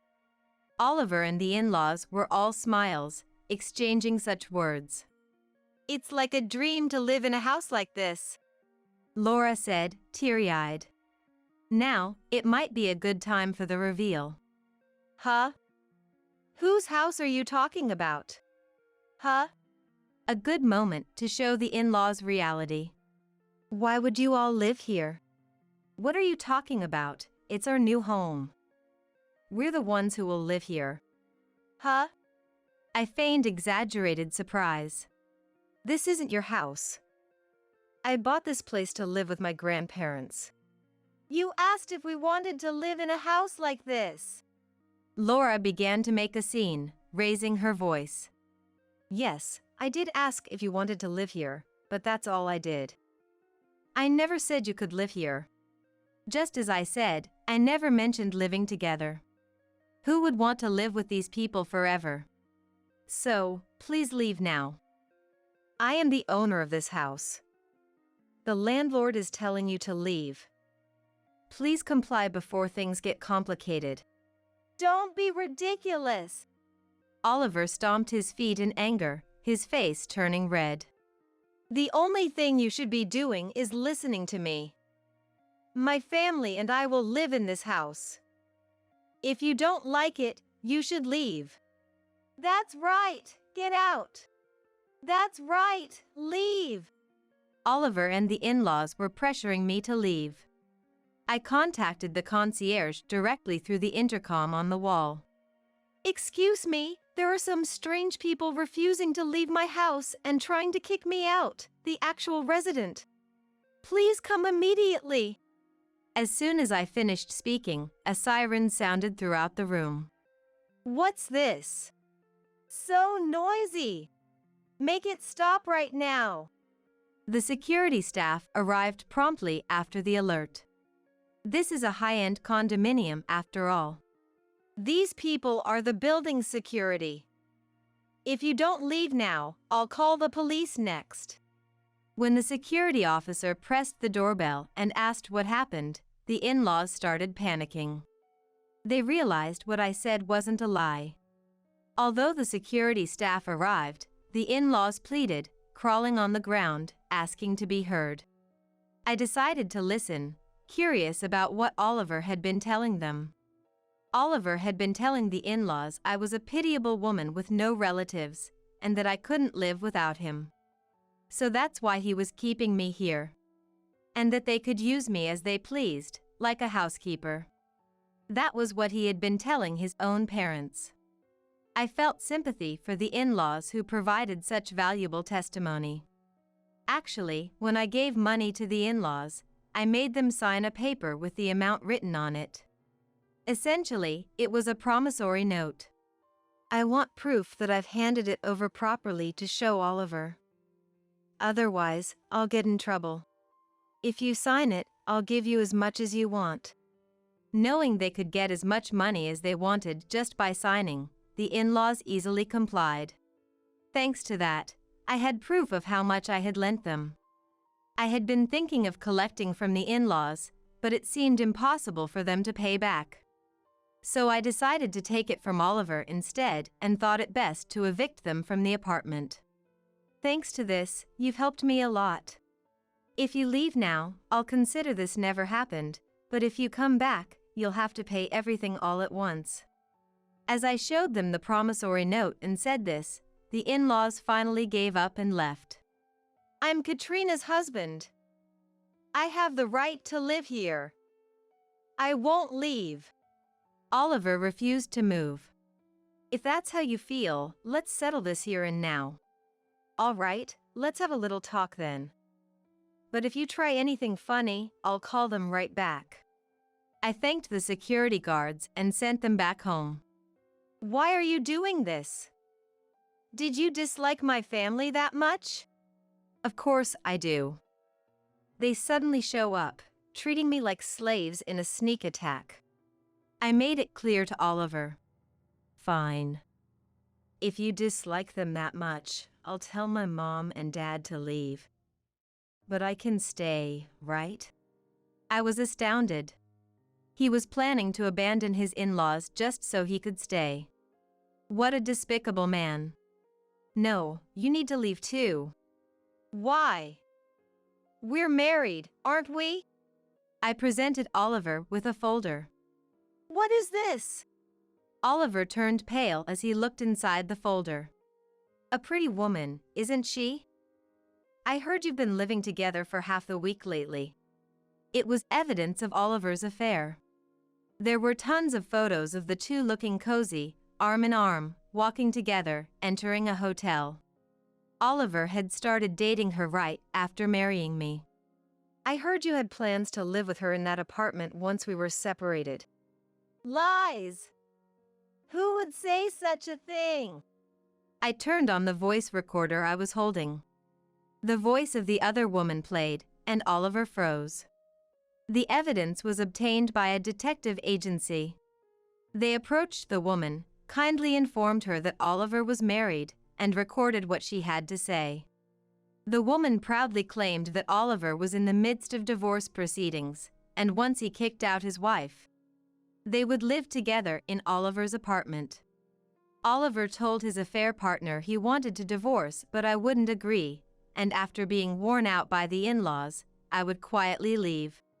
The affair partner believed she was the only one Oliver loved, thinking the marriage had already cooled off. "True love will prevail," she laughed. But when she realized she was talking to someone from a detective agency, she panicked and started to cover for herself. She claimed she was also deceived by Oliver, truly believing the marriage was over. She begged for forgiveness, promising to tell everything. The detective asked me what to do, and upon saying it depended on what she said, she spilled everything not even asked for. All of that was recorded. I guess true love seems quite fragile. "Yes, I got the evidence. Looks like this is going to cost a pretty penny in damages." Oliver collapsed weakly onto the floor. "Your stuff is already sent to that woman's condo, so you can start living there from today. Now, leave." I called the concierge again and had Oliver, who was still drained, thrown out. As promised, I decided not to delve further into the affair partner. Her testimony was enough to prove Oliver's maliciousness. Thanks to that, I was able to get a substantial amount in damages from Oliver. It was enough to forgive him. However, I made sure to inform the woman's parents and her company. I hadn't promised not to tell anyone, so it should be fine to talk. The woman was Oliver's junior at work. They got close as they worked together. It would have been a nice story if they weren't married. I complained to the company about what kind of employee training they were providing, which led to our divorce. The company apologized for the lack of supervision. Concerned about their social reputation, the company made the woman resign under the guise of voluntary resignation. Oliver was demoted and transferred from the head office to a subsidiary as a punishment. During work hours, the two of them would concoct lies about sales meetings and sneak off to hotels, or take trips together and claim them as business expenses. Given the harm they caused the company, such actions seemed justified to them. I heard through the grapevine that the in-laws are now living together in her apartment for real. It's your fault things have ended up like this, take responsibility. That's what they say, squatting in the condominium where Oliver and the woman live. Oliver and the woman had to take out loans to pay me compensation. Now they live a difficult life, struggling every day to repay their debt. It might be about time to finally kick the in-laws out, I suppose. Oliver thought I was just some pitiful woman, burdened with grandparents who were in a care facility, but the reality was a bit different. My grandparents were indeed in a facility, but it was a luxurious place where wealthy people live gracefully. They used to run a company and had planned to pass it on to my parents, but they died young. So they retired after handing it over to someone they could trust. That was the year I graduated from college. I've loved drawing since I was a child and have won numerous awards for it. I told my grandparents I wanted to work in art, so they never forced me to take over the company. They decided to move into that facility so I could live freely as I wished. I followed my dreams into a career related to art, and now I'm becoming known as a children's book author. My illustrated books have become a big hit, and I'm now somewhat of a celebrity. I feel like my luck has turned around dramatically since splitting up with Oliver. He must be regretting it by now. I bought that high-rise apartment with the money from selling that condo, my parents' inheritance, and my book royalties. I wanted to live with my grandparents again while they were still healthy. Of course, I'm keeping the facility as an option. It's necessary for when either of my grandparents becomes physically incapacitated and needs extensive care. But for now, they're both still healthy. Thanks to my book sales, I can finally give back to my grandparents. We can live happily together for a while longer. Though I went through some hardships because of that man, my future is looking bright. Ah, feels so refreshing. Revived. Ensley, my sister-in-law, as if it were the most natural thing in the world, came over to our place and sprawled out on the air-conditioned living room sofa, as usual. My daughter Miranda, who was doing her homework, frowned in annoyance. Let's see, haven't finished your summer project yet, have you? Ensley peered over at the summer plan. I remember those days. With summer projects, you never really know what to do, right? In that regard, Miranda, I'm kinda envious of you. What do you mean? Miranda asked, puzzled. Well, not many kids are born with such an interesting face like you. How about you compile something about that challenge of yours? LOL. It'd be easy, right? Miranda was born with a rare condition called cleft lip and palate, which resulted in splits in her upper lip and palate. She had undergone numerous surgeries over the years, but more than anything, it was the stares from others that hurt her the most. The condition made her face asymmetrical from her mouth to her nose, and the ignorant stares were painfully sharp. Why am I the only one like this? Miranda had tearfully asked before. I couldn't stay silent at Ensley's incredibly insensitive remark. Ensley. Even if we're family, there are things you should and shouldn't say. I was just stating the facts. If she compiles something about her interesting condition, everyone will be pleased, won't they?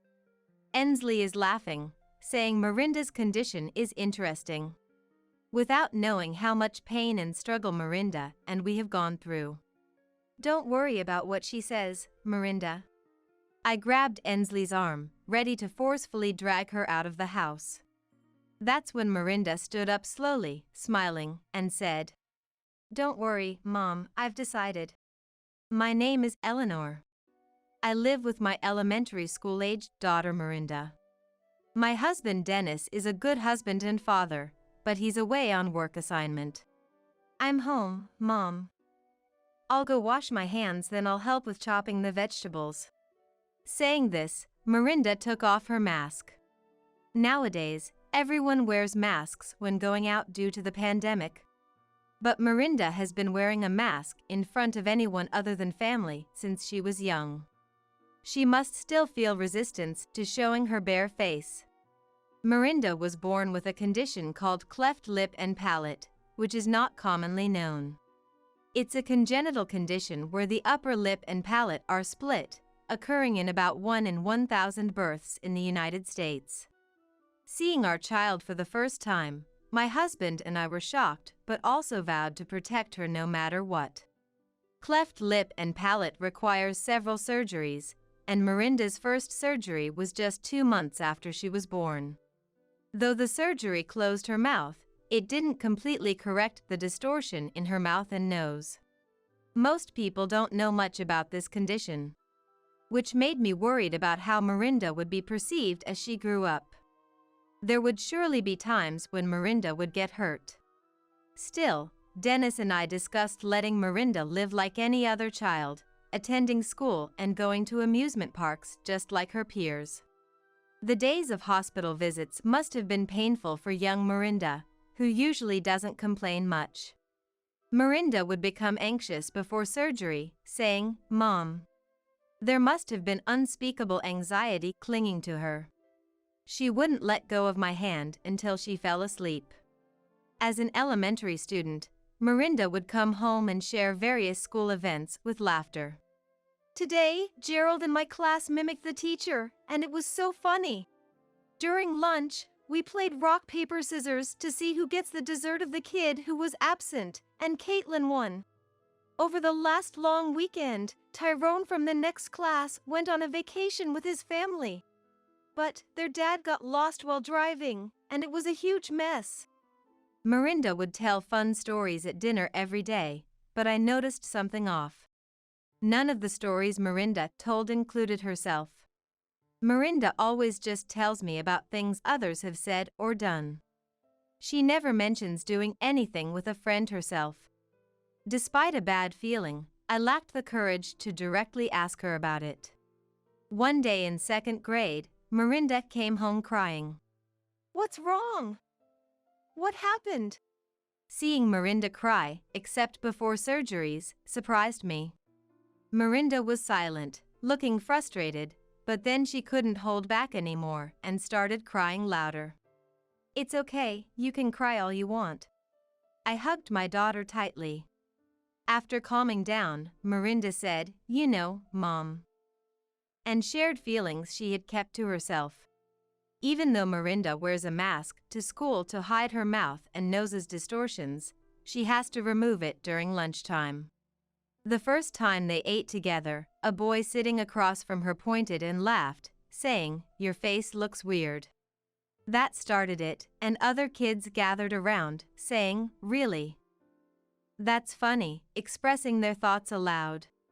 The teacher quickly scolded everyone, "Back to your seats," settling the situation. But from that day, Miranda felt ostracized, unable to join any friend's circle. She had been enduring this for over a year. "Why did you keep silent until now?"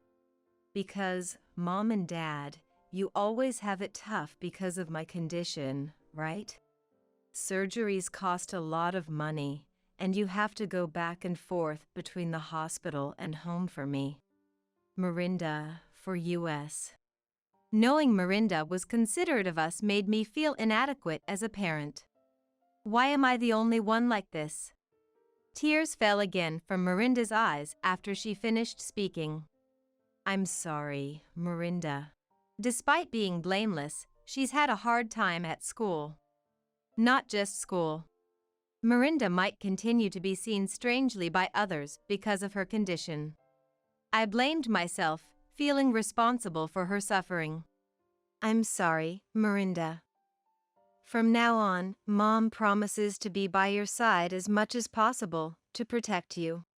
Even for busy Dad at work, I'll be with you. I hugged Miranda again tightly. When I told Dennis after he came home, it's hard not being there when you're going through tough times.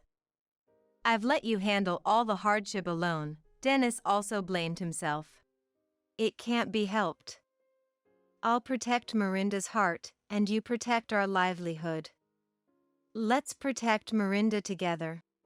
Yes, we should. We vowed again to protect our daughter. From that day, I quit my job at the apparel company and became a housewife. In 3rd grade, Miranda underwent her 4th surgery. While the first 3 surgeries were minor corrections, the 4th involved transplanting bone from her pelvis to her upper jaw. It was more extensive than before, but it made the distortion from her mouth to her nose less noticeable, making her look no different from other children. However, having bone removed from her pelvis made walking difficult for Mirinda, forcing her into a wheelchair for a while. Still, Mirinda would look at her face in the hand mirror and ask with a bright, radiant smile never seen before, "Hey, Mom. Do I look prettier now?" Seeing my daughter happy and smiling without feeling self-conscious made me happy too. "Yes, you're very pretty, Mirinda." I brushed her hair and spoke to her. After a while, Mirinda began serious walking rehabilitation. She almost fell during the unfamiliar rehab, but when I tried to help, "Just watch, Mom," she scolded me. Holding onto the handrail, Mirinda grimaced with each step, "This is nothing. My face looks proper pretty now." Lucky, right, never showing any signs of weakness. "Does it hurt? Are you okay?" I couldn't help but worry and wanted to support her physically. "If you always support me, Mom, there's no point in rehab." Mirinda laughed shyly. As a result of her positive attitude towards rehab, the pain in her hips completely vanished, and she could walk on her own without needing crutches anymore. 2 years later, Mirinda was in 5th grade. There were still scars on her lips, but they were hardly noticeable and less mentioned. It seems Mirinda has grown to like looking at her face in the mirror. Upon waking up, she heads straight to the bathroom and faces herself in the mirror with a smile. She used to dislike even approaching a mirror. The memory of those times feels like a distant past, making me chuckle to myself. "I wish I could see Dad," Mirinda sighed. "Dennis has been on a work assignment far away. We sometimes communicate via video calls, but it's not the same as having him nearby." Sherry said her family is going on an overseas trip. Frederick is going camping. Everyone seems so lucky. Despite it being summer vacation, Mirinda lamented not being able to go anywhere due to our circumstances. One day, while we were spending a holiday at home, the doorbell suddenly rang. "I'll get it." Mirinda stopped her summer homework in the living room and headed to the entrance, as I was busy with household chores and couldn't leave them. "What, Aunt again? You came back?" I could hear Mirinda's displeased voice. "How rude. You came back? I'm your aunt, after all. Family can visit as many times as they want, right?" Saying so, the visitor entered the house without waiting for Mirinda's consent. It's cool here." Revived. I poked my head out from the balcony and welcomed the guest half-heartedly. "Welcome, Ensley." The guest was Ensley, Dennis's sister. According to Dennis, after graduating from high school, Ensley worked as an office clerk at a small trading company but ended up quitting within 3 months after being reprimanded by a senior for taking too many days off and getting into a heated argument. Now, she's living back at home. Dad told me she doesn't even bother to look at job ads he shows her. Just throws them on the floor and spends all day playing video games. Dennis complained about Ensley's lack of motivation. Ensley just sat down on the sofa as if it were the most natural thing in the world. As Mirinda tried to return to her homework, Ensley, fanning her sweaty shirt front to catch some air, exclaimed, "It's so hot. This weather is absolutely crazy." Ensley loudly exclaimed, disregarding Mirinda, who was trying to study. When Mirinda frowned in annoyance, Ensley did not miss it. "Am I bothering you, niece?" she asked with a creepy smile, intentionally disturbing Mirinda. Mirinda just sighed without engaging, knowing from experience that arguing would only encourage Ensley to be more annoying. "Mirinda, I'd like something cold. Auntie's thirsty," Ensley said in a cloying voice and hugged Mirinda. "Please stay away, it's hot." Mirinda pushed Ensley away with a calm voice as she tried to lean on her, and Ensley clicked her tongue. What's with you? No charm at all. Eleanor, don't you have something to drink? I took out coffee from the fridge, poured it into a cup, and handed it to Ensley. Could you keep it down a bit? Miranda is studying. I admonished Ensley in a low voice, though I knew it was futile. You know, I always wonder. Ensley looked around the room and poked Miranda's cheek with her finger, asking, why doesn't Miranda study in her own room? Seeing Miranda swat her hand away, Ensley laughed as if amused. To save on electricity. Miranda answered irritably. Saving on electricity. So that's why you're scrimping? Mom isn't working, right? That's why you guys are poor. Miranda slammed her hand on the table in frustration. Don't compare me to someone who doesn't work despite being old enough. Are you talking about me? Wow, Miranda, that's harsh. Your mom doesn't work outside either. Always lazing around at home just like me, right?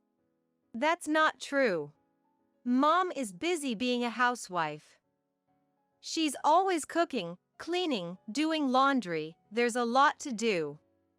She's not lazy like Aunt. Miranda retorted with a firm stance. Really? Even Miranda is being cold to me? Listen, my parents are like, if you want to use the air conditioner so much, pay the high electricity bill yourself. Can you believe that? Living with family and they say that? It's your own fault for not working and just lazing around and playing in your room all the time. Well, it's not like I can pay for that. Going to cafes costs money, department stores are far and a hassle. So in the end, the only place I can rely on is Miranda's house. Despite Miranda's reluctance, Ensley hugged her again. This is how Ensley would come over unannounced, trampling over our lives every time. Even though she's Dennis's sister, I couldn't bring myself to forcefully kick her out. When I consult Dennis, who's away on his own, he says, kick her out immediately. If it comes to it, calling the police is fine. But she's still family, and I couldn't bring myself to do that.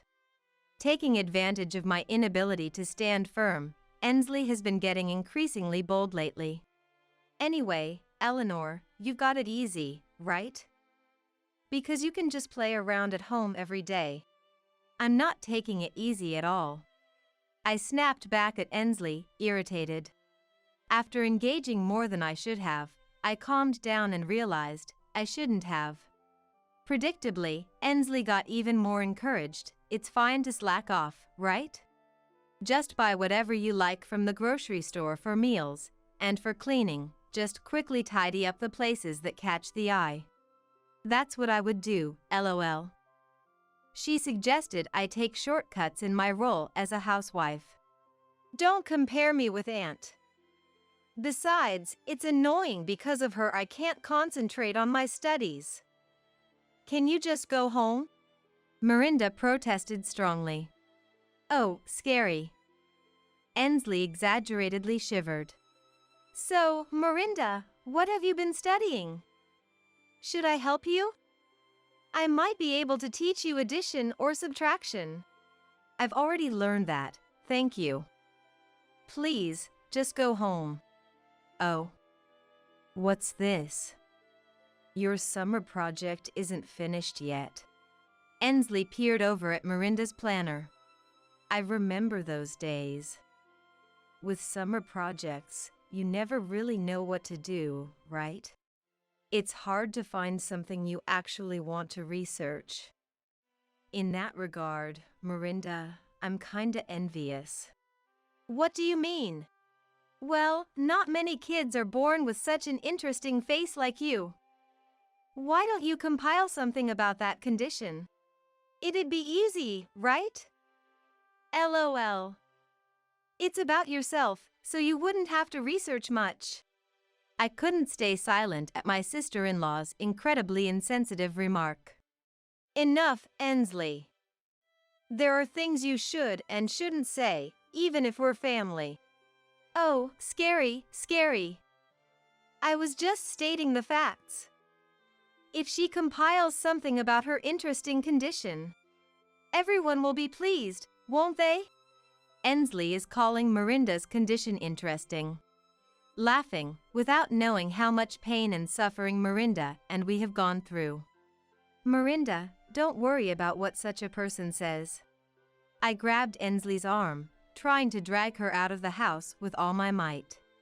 That's when Miranda stood up slowly and said with a smile, "Don't worry, Mom.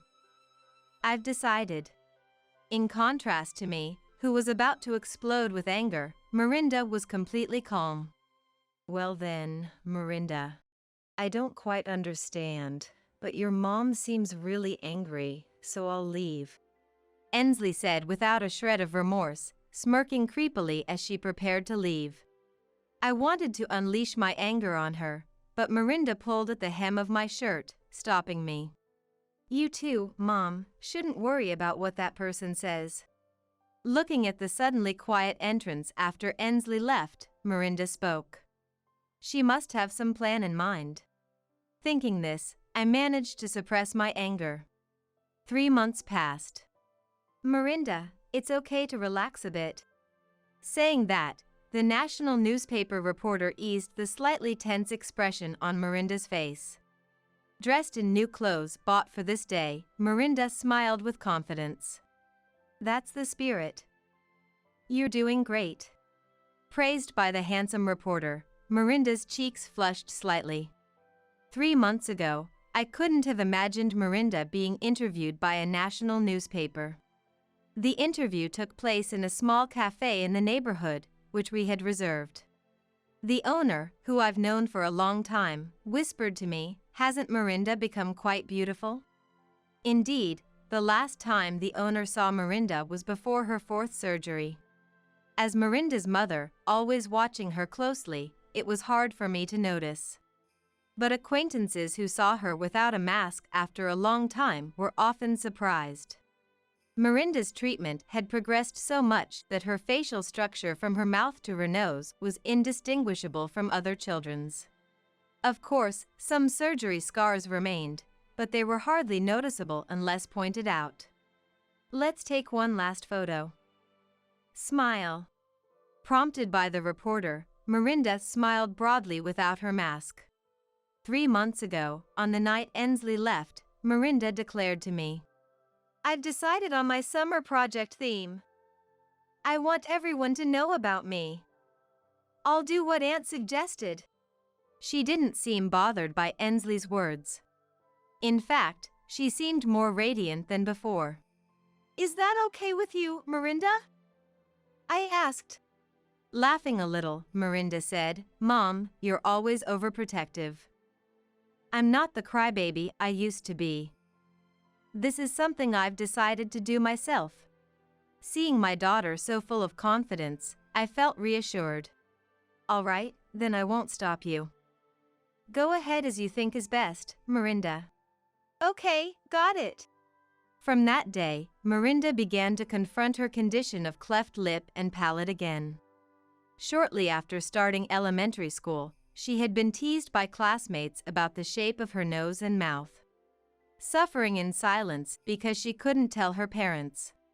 She compiled the numerous surgeries she underwent and the teasing into a booklet, including photos from those times. There's one photo that is particularly meaningful to me. It was taken the day Miranda first opened up to us about the mean things said at school. Although she protested, "No, don't take a picture," I took it anyway. "Why did you take a photo?" She protested tearfully, but I hugged her tightly. "Someday, we'll look back at this day and laugh, Miranda." At the time, Miranda couldn't understand and just cried out of frustration. Afterward, we discussed why people hold such prejudices. We concluded that prejudice stems from ignorance. Indeed, cleft lip and palate is a rare condition, affecting 1 in 1,000 people. But with ongoing treatment, one's appearance can become indistinguishable from others. We hoped that more people knowing about the condition and its treatment would reduce the instances of patients being viewed strangely. That became our family's unified wish. In advancing her summer project, Mirinda set up a special website and conducted a survey for children suffering from the same condition and their parents. This revealed that other families, like ours, were troubled and pained by prejudice. Good luck, Mirinda. You're very brave. If there's anything we can do, just let us know. I realized Mirinda had many supportive comrades suffering from the same condition.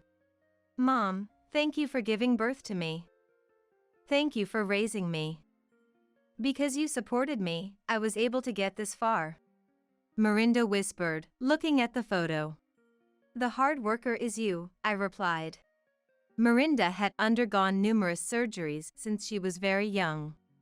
Especially the fourth surgery, which involved transplanting bone from her pelvis to her upper jaw, was the most challenging, leaving her unable to walk on her own for a while, but she never complained.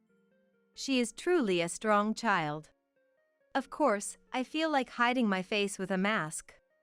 But I've come to think that this unique aspect of mine could be considered cool. Mirinda said confidently. A month after summer vacation ended, Mirinda came home from school and said, "Look.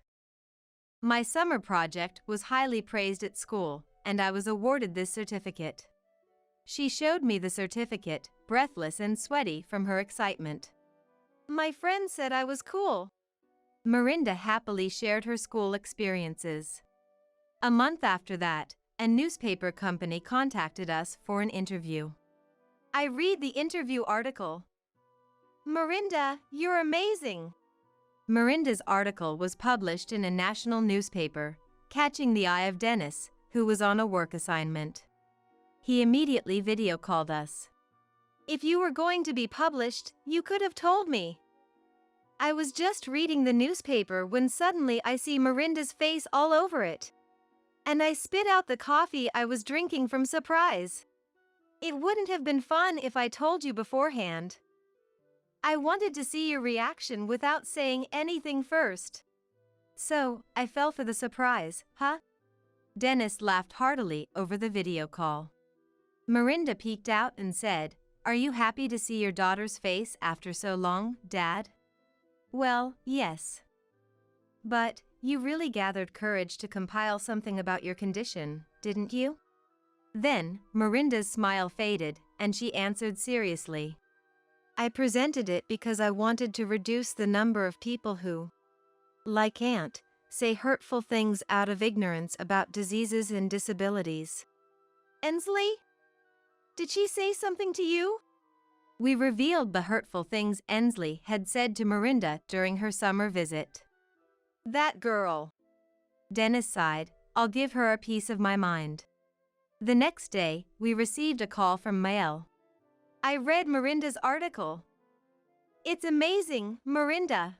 But I heard Ensley said terrible things? Dennis called me yesterday, and I was shocked. Luke is furious. He's been saying he won't forgive Ensley since yesterday. I'm worried his blood pressure might go up. But Ensley really is trouble. Mael said, promising to make Ensley apologize soon. A few days later, Ensley came to visit as promised. Are you there? If you are, come out already. She banged on the door so hard I worried it might break, not seeming like she came to apologize, but rather irritated. When I went to answer, there stood Ensley, looking devilish. What are you doing on your own? She protested, not apologizing but complaining instead. I had no idea why Ensley was so angry. When I remained silent, thanks to your daughter stirring things up, I got yelled at by my parents and bro. Now I feel uncomfortable at home. How are you going to take responsibility? She demanded. Apparently, Ensley had been severely scolded by my in-laws and Dennis because of Mirinda's project. But I thought it was all Ensley's fault. Unable to hold back my anger at Ensley's lack of remorse, I exploded. Enough, Ensley. If you're not here to apologize, please leave. I finally let out the anger I had been holding back, even to Ensley, who kept repeating her arrogant attitude. For the first time, I openly protested, leaving Ensley momentarily taken aback. Whether you're my husband's sister or whoever, anyone who hurts my precious daughter is not family. Don't come to our house again. You're nothing but trouble. What? Getting angry all of a sudden? Silly. Even though I came to apologize, you're kicking me out. Fine then. I'll tell the family you're a stubborn DIL. Just remember that. Miranda interjected while listening beside me. Aunt. I'm recording our conversation, so lying is useless. It'll be found out soon anyway, she said, admonishing Ensley like a child who won't listen. Oh well. I guess I'll forgive you just for today then. With those final words, Ensley left with a pale face. Ah, that feels so much better. Now in 5th grade, Miranda seems more mature than ever to me. She never used to complain, not because she didn't want to but because she didn't want to worry us. But now, it's different. Miranda isn't holding back tears anymore. She doesn't even feel the need to cry because she's become so strong and resilient. Looking at Miranda's serene profile, I couldn't help but feel a bit reflective. Maybe I've been too worried about her. With the sole intention of not letting her feel lonely, I quit my job to always be there for her. But it seems Miranda is fine now. Without me realizing, she has grown up and surrounded herself with many strong allies. Lately, she's been bringing school friends home more frequently. What, is there something on my face? Miranda noticed my gaze and looked at me questioningly. Yes, lots of happiness. What? That makes no sense. Laughing at my response, Miranda seemed amused. Feeling her growth, I decided to rejoin the workforce at an apparel company I had been invited to rejoin. Eleanor, I read the newspaper. Miranda did great, didn't she? Every time my coworkers mentioned it, I calmly responded, she probably doesn't think she did anything extraordinary.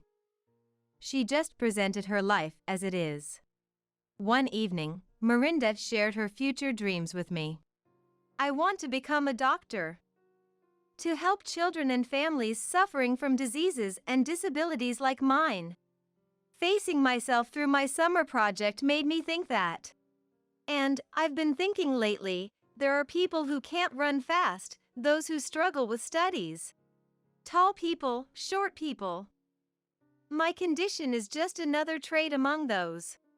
Hearing her aspirations, I felt hopeful for her future. Oh, and by the way, a boy in my class told me he likes me. Miranda casually mentioned her dream and then shared this news. Reporting this to Dennis via video call, he panicked. What? Isn't it too early for her to be in a relationship? Hey, are you okay with this? Calm down, my dear husband. I calmed down the frantically panicking Dennis. The fact that a boy confessed to Miranda probably means that the kids around her have stopped caring about her condition. As for Ensley, I heard she was kicked out by Dennis and the in-laws. Ensley, who had been lazing around at home every day without working part-time, finally decided to become independent after losing financial support. In reality, she had no choice but to do so. Now, she struggles with living alone in a small, old apartment, earning a little from part-time work. The wish Miranda had for her summer project, to reduce ignorant and hurtful comments about diseases and disabilities, is also my wish. Of course, 1 or 2 actions alone won't change the world. But that's exactly why we, who know the struggles and pain, must continue to spread the truth to the world. I vowed in my heart to continue watching over Miranda, ensuring her growth isn't hindered. Dennis has decided to return from his assignment. Dennis convinced his boss to allow him to work predominantly remotely. I won't let you two feel lonely again. he said. But then, you came back because you're worried Mirinda might get a boyfriend, aren't you? That's not the case, Dennis awkwardly responded. Anyway, we're back to living happily and closely as a family of 3. A family that's always full of laughter, our pride and joy. My name is Alice. I've been married for 8 years and have a 6-year-old daughter, Laura, and a 4-year-old son, Eddie. My husband Sam was a colleague at the same company. When I was assigned to the same team, I was supposed to support him, but being new to the job, I often ended up receiving his support instead. I was drawn to his work ethic and kindness. We had a successful project, and a party was thrown to celebrate. He was the main contributor to the success, and naturally, the star of the party. Amidst everyone's praises, he took my hand and said, "I really appreciate Alice's support. This success is partly thanks to her." I responded, "I haven't done anything significant. Thank you though." But I was thrilled that he recognized my efforts. As the party ended and everyone was leaving, he and I ended up being alone together because we were heading in the same direction. It's odd to say this here, but I'd like to date you. I have feelings for you. Surprised and overjoyed by his sudden confession, I was filled with happiness. It was because I had also fallen for him. 6 months into our relationship, he proposed to me. The proposal came unexpectedly on our way back from watching a movie and having dinner together. I was so overwhelmed with happiness that tears came to my eyes. Why not in the restaurant we just left, but on this street? But then I remembered that he asked me out on the street too, and I couldn't help but laugh through my tears. He was a bit surprised by my reaction, but after hearing my explanation, he apologized saying, "Sorry for the lack of delicacy." We decided to get married and started making various preparations. Among them, greeting his parents was important. Actually, both of my parents had already passed away. My mother died of an illness when I was in junior high, and my father died in a sudden traffic accident the month I started working. Being an only child, I suddenly found myself alone. So, I felt both joy at the prospect of gaining new parents and anxiety about what these 2 people I had yet to meet would be like. According to him, his father Jack is strict but kind and is someone he respects greatly. Jack's also still working energetically as a director of a trading company. As for his mother Emily, a housewife who always supported Dad and who loved and raised me with care. Sam shared that with a bit of shyness. I was nervous when I greeted them. Jack said smiling, "I'm happy to have you in our family. If my son has chosen you, then I'm relieved." Emily also smiled saying so. We continued to discuss various things about the wedding and our future home as a group of 4. After the meal, while helping Emily with the dishes in the kitchen, just the 2 of us, she suddenly said, "I feel sorry that you have no parents, but I wonder if such a girl is really suitable to be Sam's wife." It came out of nowhere. She lost the friendliness I had felt until then and feeling belittled. I was stunned and didn't know how to respond. While washing the dishes, she continued to express her dissatisfaction towards me. Her calm tone seemed to reveal her true feelings, and I couldn't bear it anymore. She never showed any sign of belittling me or speaking ill of me in front of others. The huge gap in her attitude was terrifying to me. Nevertheless, the wedding was a grand affair. Sam said, "It's a once-in-a-lifetime event for a woman," and planned it for me. Jack agreed with his idea and helped make it happen. Many people attended, including our company colleagues and Jack's business associates. That made it a lively ceremony. Sam and I had agreed to continue working until we had children. However, it seemed that Emily disapproved of it. When I was alone with her in the dressing room before the wedding, she whispered in my ear, "So, you're continuing your job. A wife should support her husband." Poor Sam. "I quit my job right away to support my husband." She said that with a tone of sarcasm. There was a staff member from the venue in the dressing room to help us prepare, so I think Emily was discreet for their sake. I felt a strong will in her to never reveal her true nature or true feelings to anyone. After the wedding, we rented a roomy house close to my in-laws' house. It was a large property for just the 2 of us. "Let's choose a house with enough room for our future children." It was the room that Sam had decided on. After a delightful honeymoon, we began our life in our new home and decided to invite my in-laws over for dinner. Upon seeing the new home, Jack said, "It's a splendid house." He highly praised it. Emily just smiled and agreed with him. Based on past experiences, I could imagine what Emily was thinking and felt creeped out. After dinner, they left thoroughly pleased. I felt somewhat exhausted and just sat in a chair, zoning out. Sam noticed and asked what was wrong, but it was difficult to explain, so I responded, "I'm just a little tired." Late that night, there was a call on my cell phone. When I looked at the screen, it was from Emily. I hesitated for a moment, and it took me a little longer to answer the phone. "You took a while to answer. Were you planning not to pick up?" "No, that's not it," I said. "However, I wonder." She coldly responded, "Most of the dishes today were delivered. It's clear you're taking the easy way out. The dishes you made weren't impressive and they were bland. I'm worried about Sam's diet." She started by criticizing my cooking and then complained about everything from how the room was organized to the interior design. Just listening to her was tiring. Since there had been no chance for us to be alone today, she used the phone to express her feelings. That night, due to the exhaustion, I couldn't fall asleep and it affected my return to work the next day. Since our new home was close to my in-laws, Emily frequently visited. Sam was simply happy that his mother was coming over, but for me, even our precious days off weren't restful. I knew Emily's ways all too well, so I made sure to act smartly to avoid being alone with her as much as possible. When Sam was with us, she was a pleasant mother-in-law. But knowing her drastic changes, even that felt eerie and frightening to me. Whenever I acted to avoid being alone with her, there would inevitably follow a barrage of phone calls. Each call would last over 30 minutes, filled with complaints and snide remarks that left me exhausted. If I tried to ignore them, she'd sense it and become even angrier. I was at a loss about what to do. 2 years into our marriage, we were blessed with a child. Sam was overjoyed. When we went to inform my in-laws, Jack's happiness rivaled Sam's. Even Emily seemed genuinely happy at the prospect of holding a grandchild, but her true feelings became clear later. I always made sure not to be alone with Emily, but this time Jack and Sam were pulled away for work-related calls, leaving us alone. "As expected," she said. "Really, it took you 2 years because you kept working after marriage.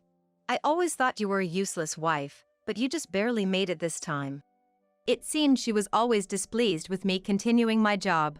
"Emily, now that we've been blessed with a child, and as I've discussed with Sam, I'll be quitting my job soon to focus on parenting and the household." I explained her, but her complaints continued. The return of Jack and Sam from their calls thankfully ended the conversation. About 5 months later, I resigned from my job. On my last day, the bouquet I received from my colleagues was the most delightful thing. 3 months after that, I safely gave birth to a baby girl. It was an easy birth for my first child, and I was able to leave the hospital early to start our new life as a family of 3. We soon invited my in-laws over to introduce them to our daughter, Laura. Jack looked at his granddaughter with joy. When he offered his little finger, Laura gripped it tightly, a natural reflex for babies, but he was delighted. I remembered Sam doing the same thing a couple of days ago, skipping around happily.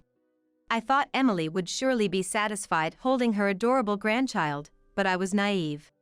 That night, I received another call from her. "It's fine that you have a grandchild, but why a girl? The first one should have been a boy." She blamed me for not giving birth to a male heir, despite Sam being happy with our child regardless of gender. I don't want to be criticized for something like that. Feeling like our child's worth was being denied, I finally stood up to her. She was angry at my rare resistance and became even more sarcastic. It felt like my child was being ridiculed, and I couldn't take it anymore, so I finally told Sam about it. I had never really spoken to him about Emily before, and he seemed quite surprised. He also said, "I can't stand the way Mom talks down to Laura." And he apologized to me. "I'm sorry for all the trouble you've been through." He promised that from now on, we would keep some distance from Emily. After that, our interactions with her decreased, and so did the harassment from her. Perhaps because I felt more secure in parenting and my life with Sam, we were blessed with another child when Laura turned 2. Then, our son was born. Sam's joy at that time was even greater than before. "Did you prefer having a boy?" I asked. "That doesn't matter. I'm just so happy that Laura has a little brother.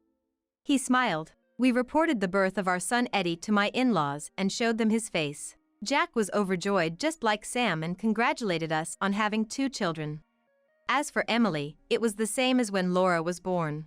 On the phone, she said, "You finally gave birth to a boy. At least you've been somewhat useful now. But I wonder if someone like you can properly raise an important heir." The daughter doesn't seem to be raised well either. Even at a young age, Laura seemed to sense the negative aura emanating from Emily. She was very fond of Jack, but she didn't get close to her much. That seemed to be a source of dissatisfaction for Emily. Ironically, the root cause was her own behavior, yet she seemed oblivious to this fact. Unable to bear her criticizing my children, I told Sam about it. When I played a recording of my conversation with Emily as evidence, he sighed and shook his head. We decided once again to keep our distance from her. Peaceful days returned to me. Time passed, and Laura turned 6, while Eddie became 4 years old. One time, Jack had to go on a long business trip overseas. The company was focusing on expanding its business and increasing dealings with foreign partners, and he was going as the person in charge of the initiative. A week after Jack left, Emily suddenly visited our house. Moreover, she brought a lot of baggage with her. When I asked what was going on, she said, "Jack is away now and I was bored, so I decided to come and stay. I'll be in your care. Besides, it looks like you might be getting busier, right?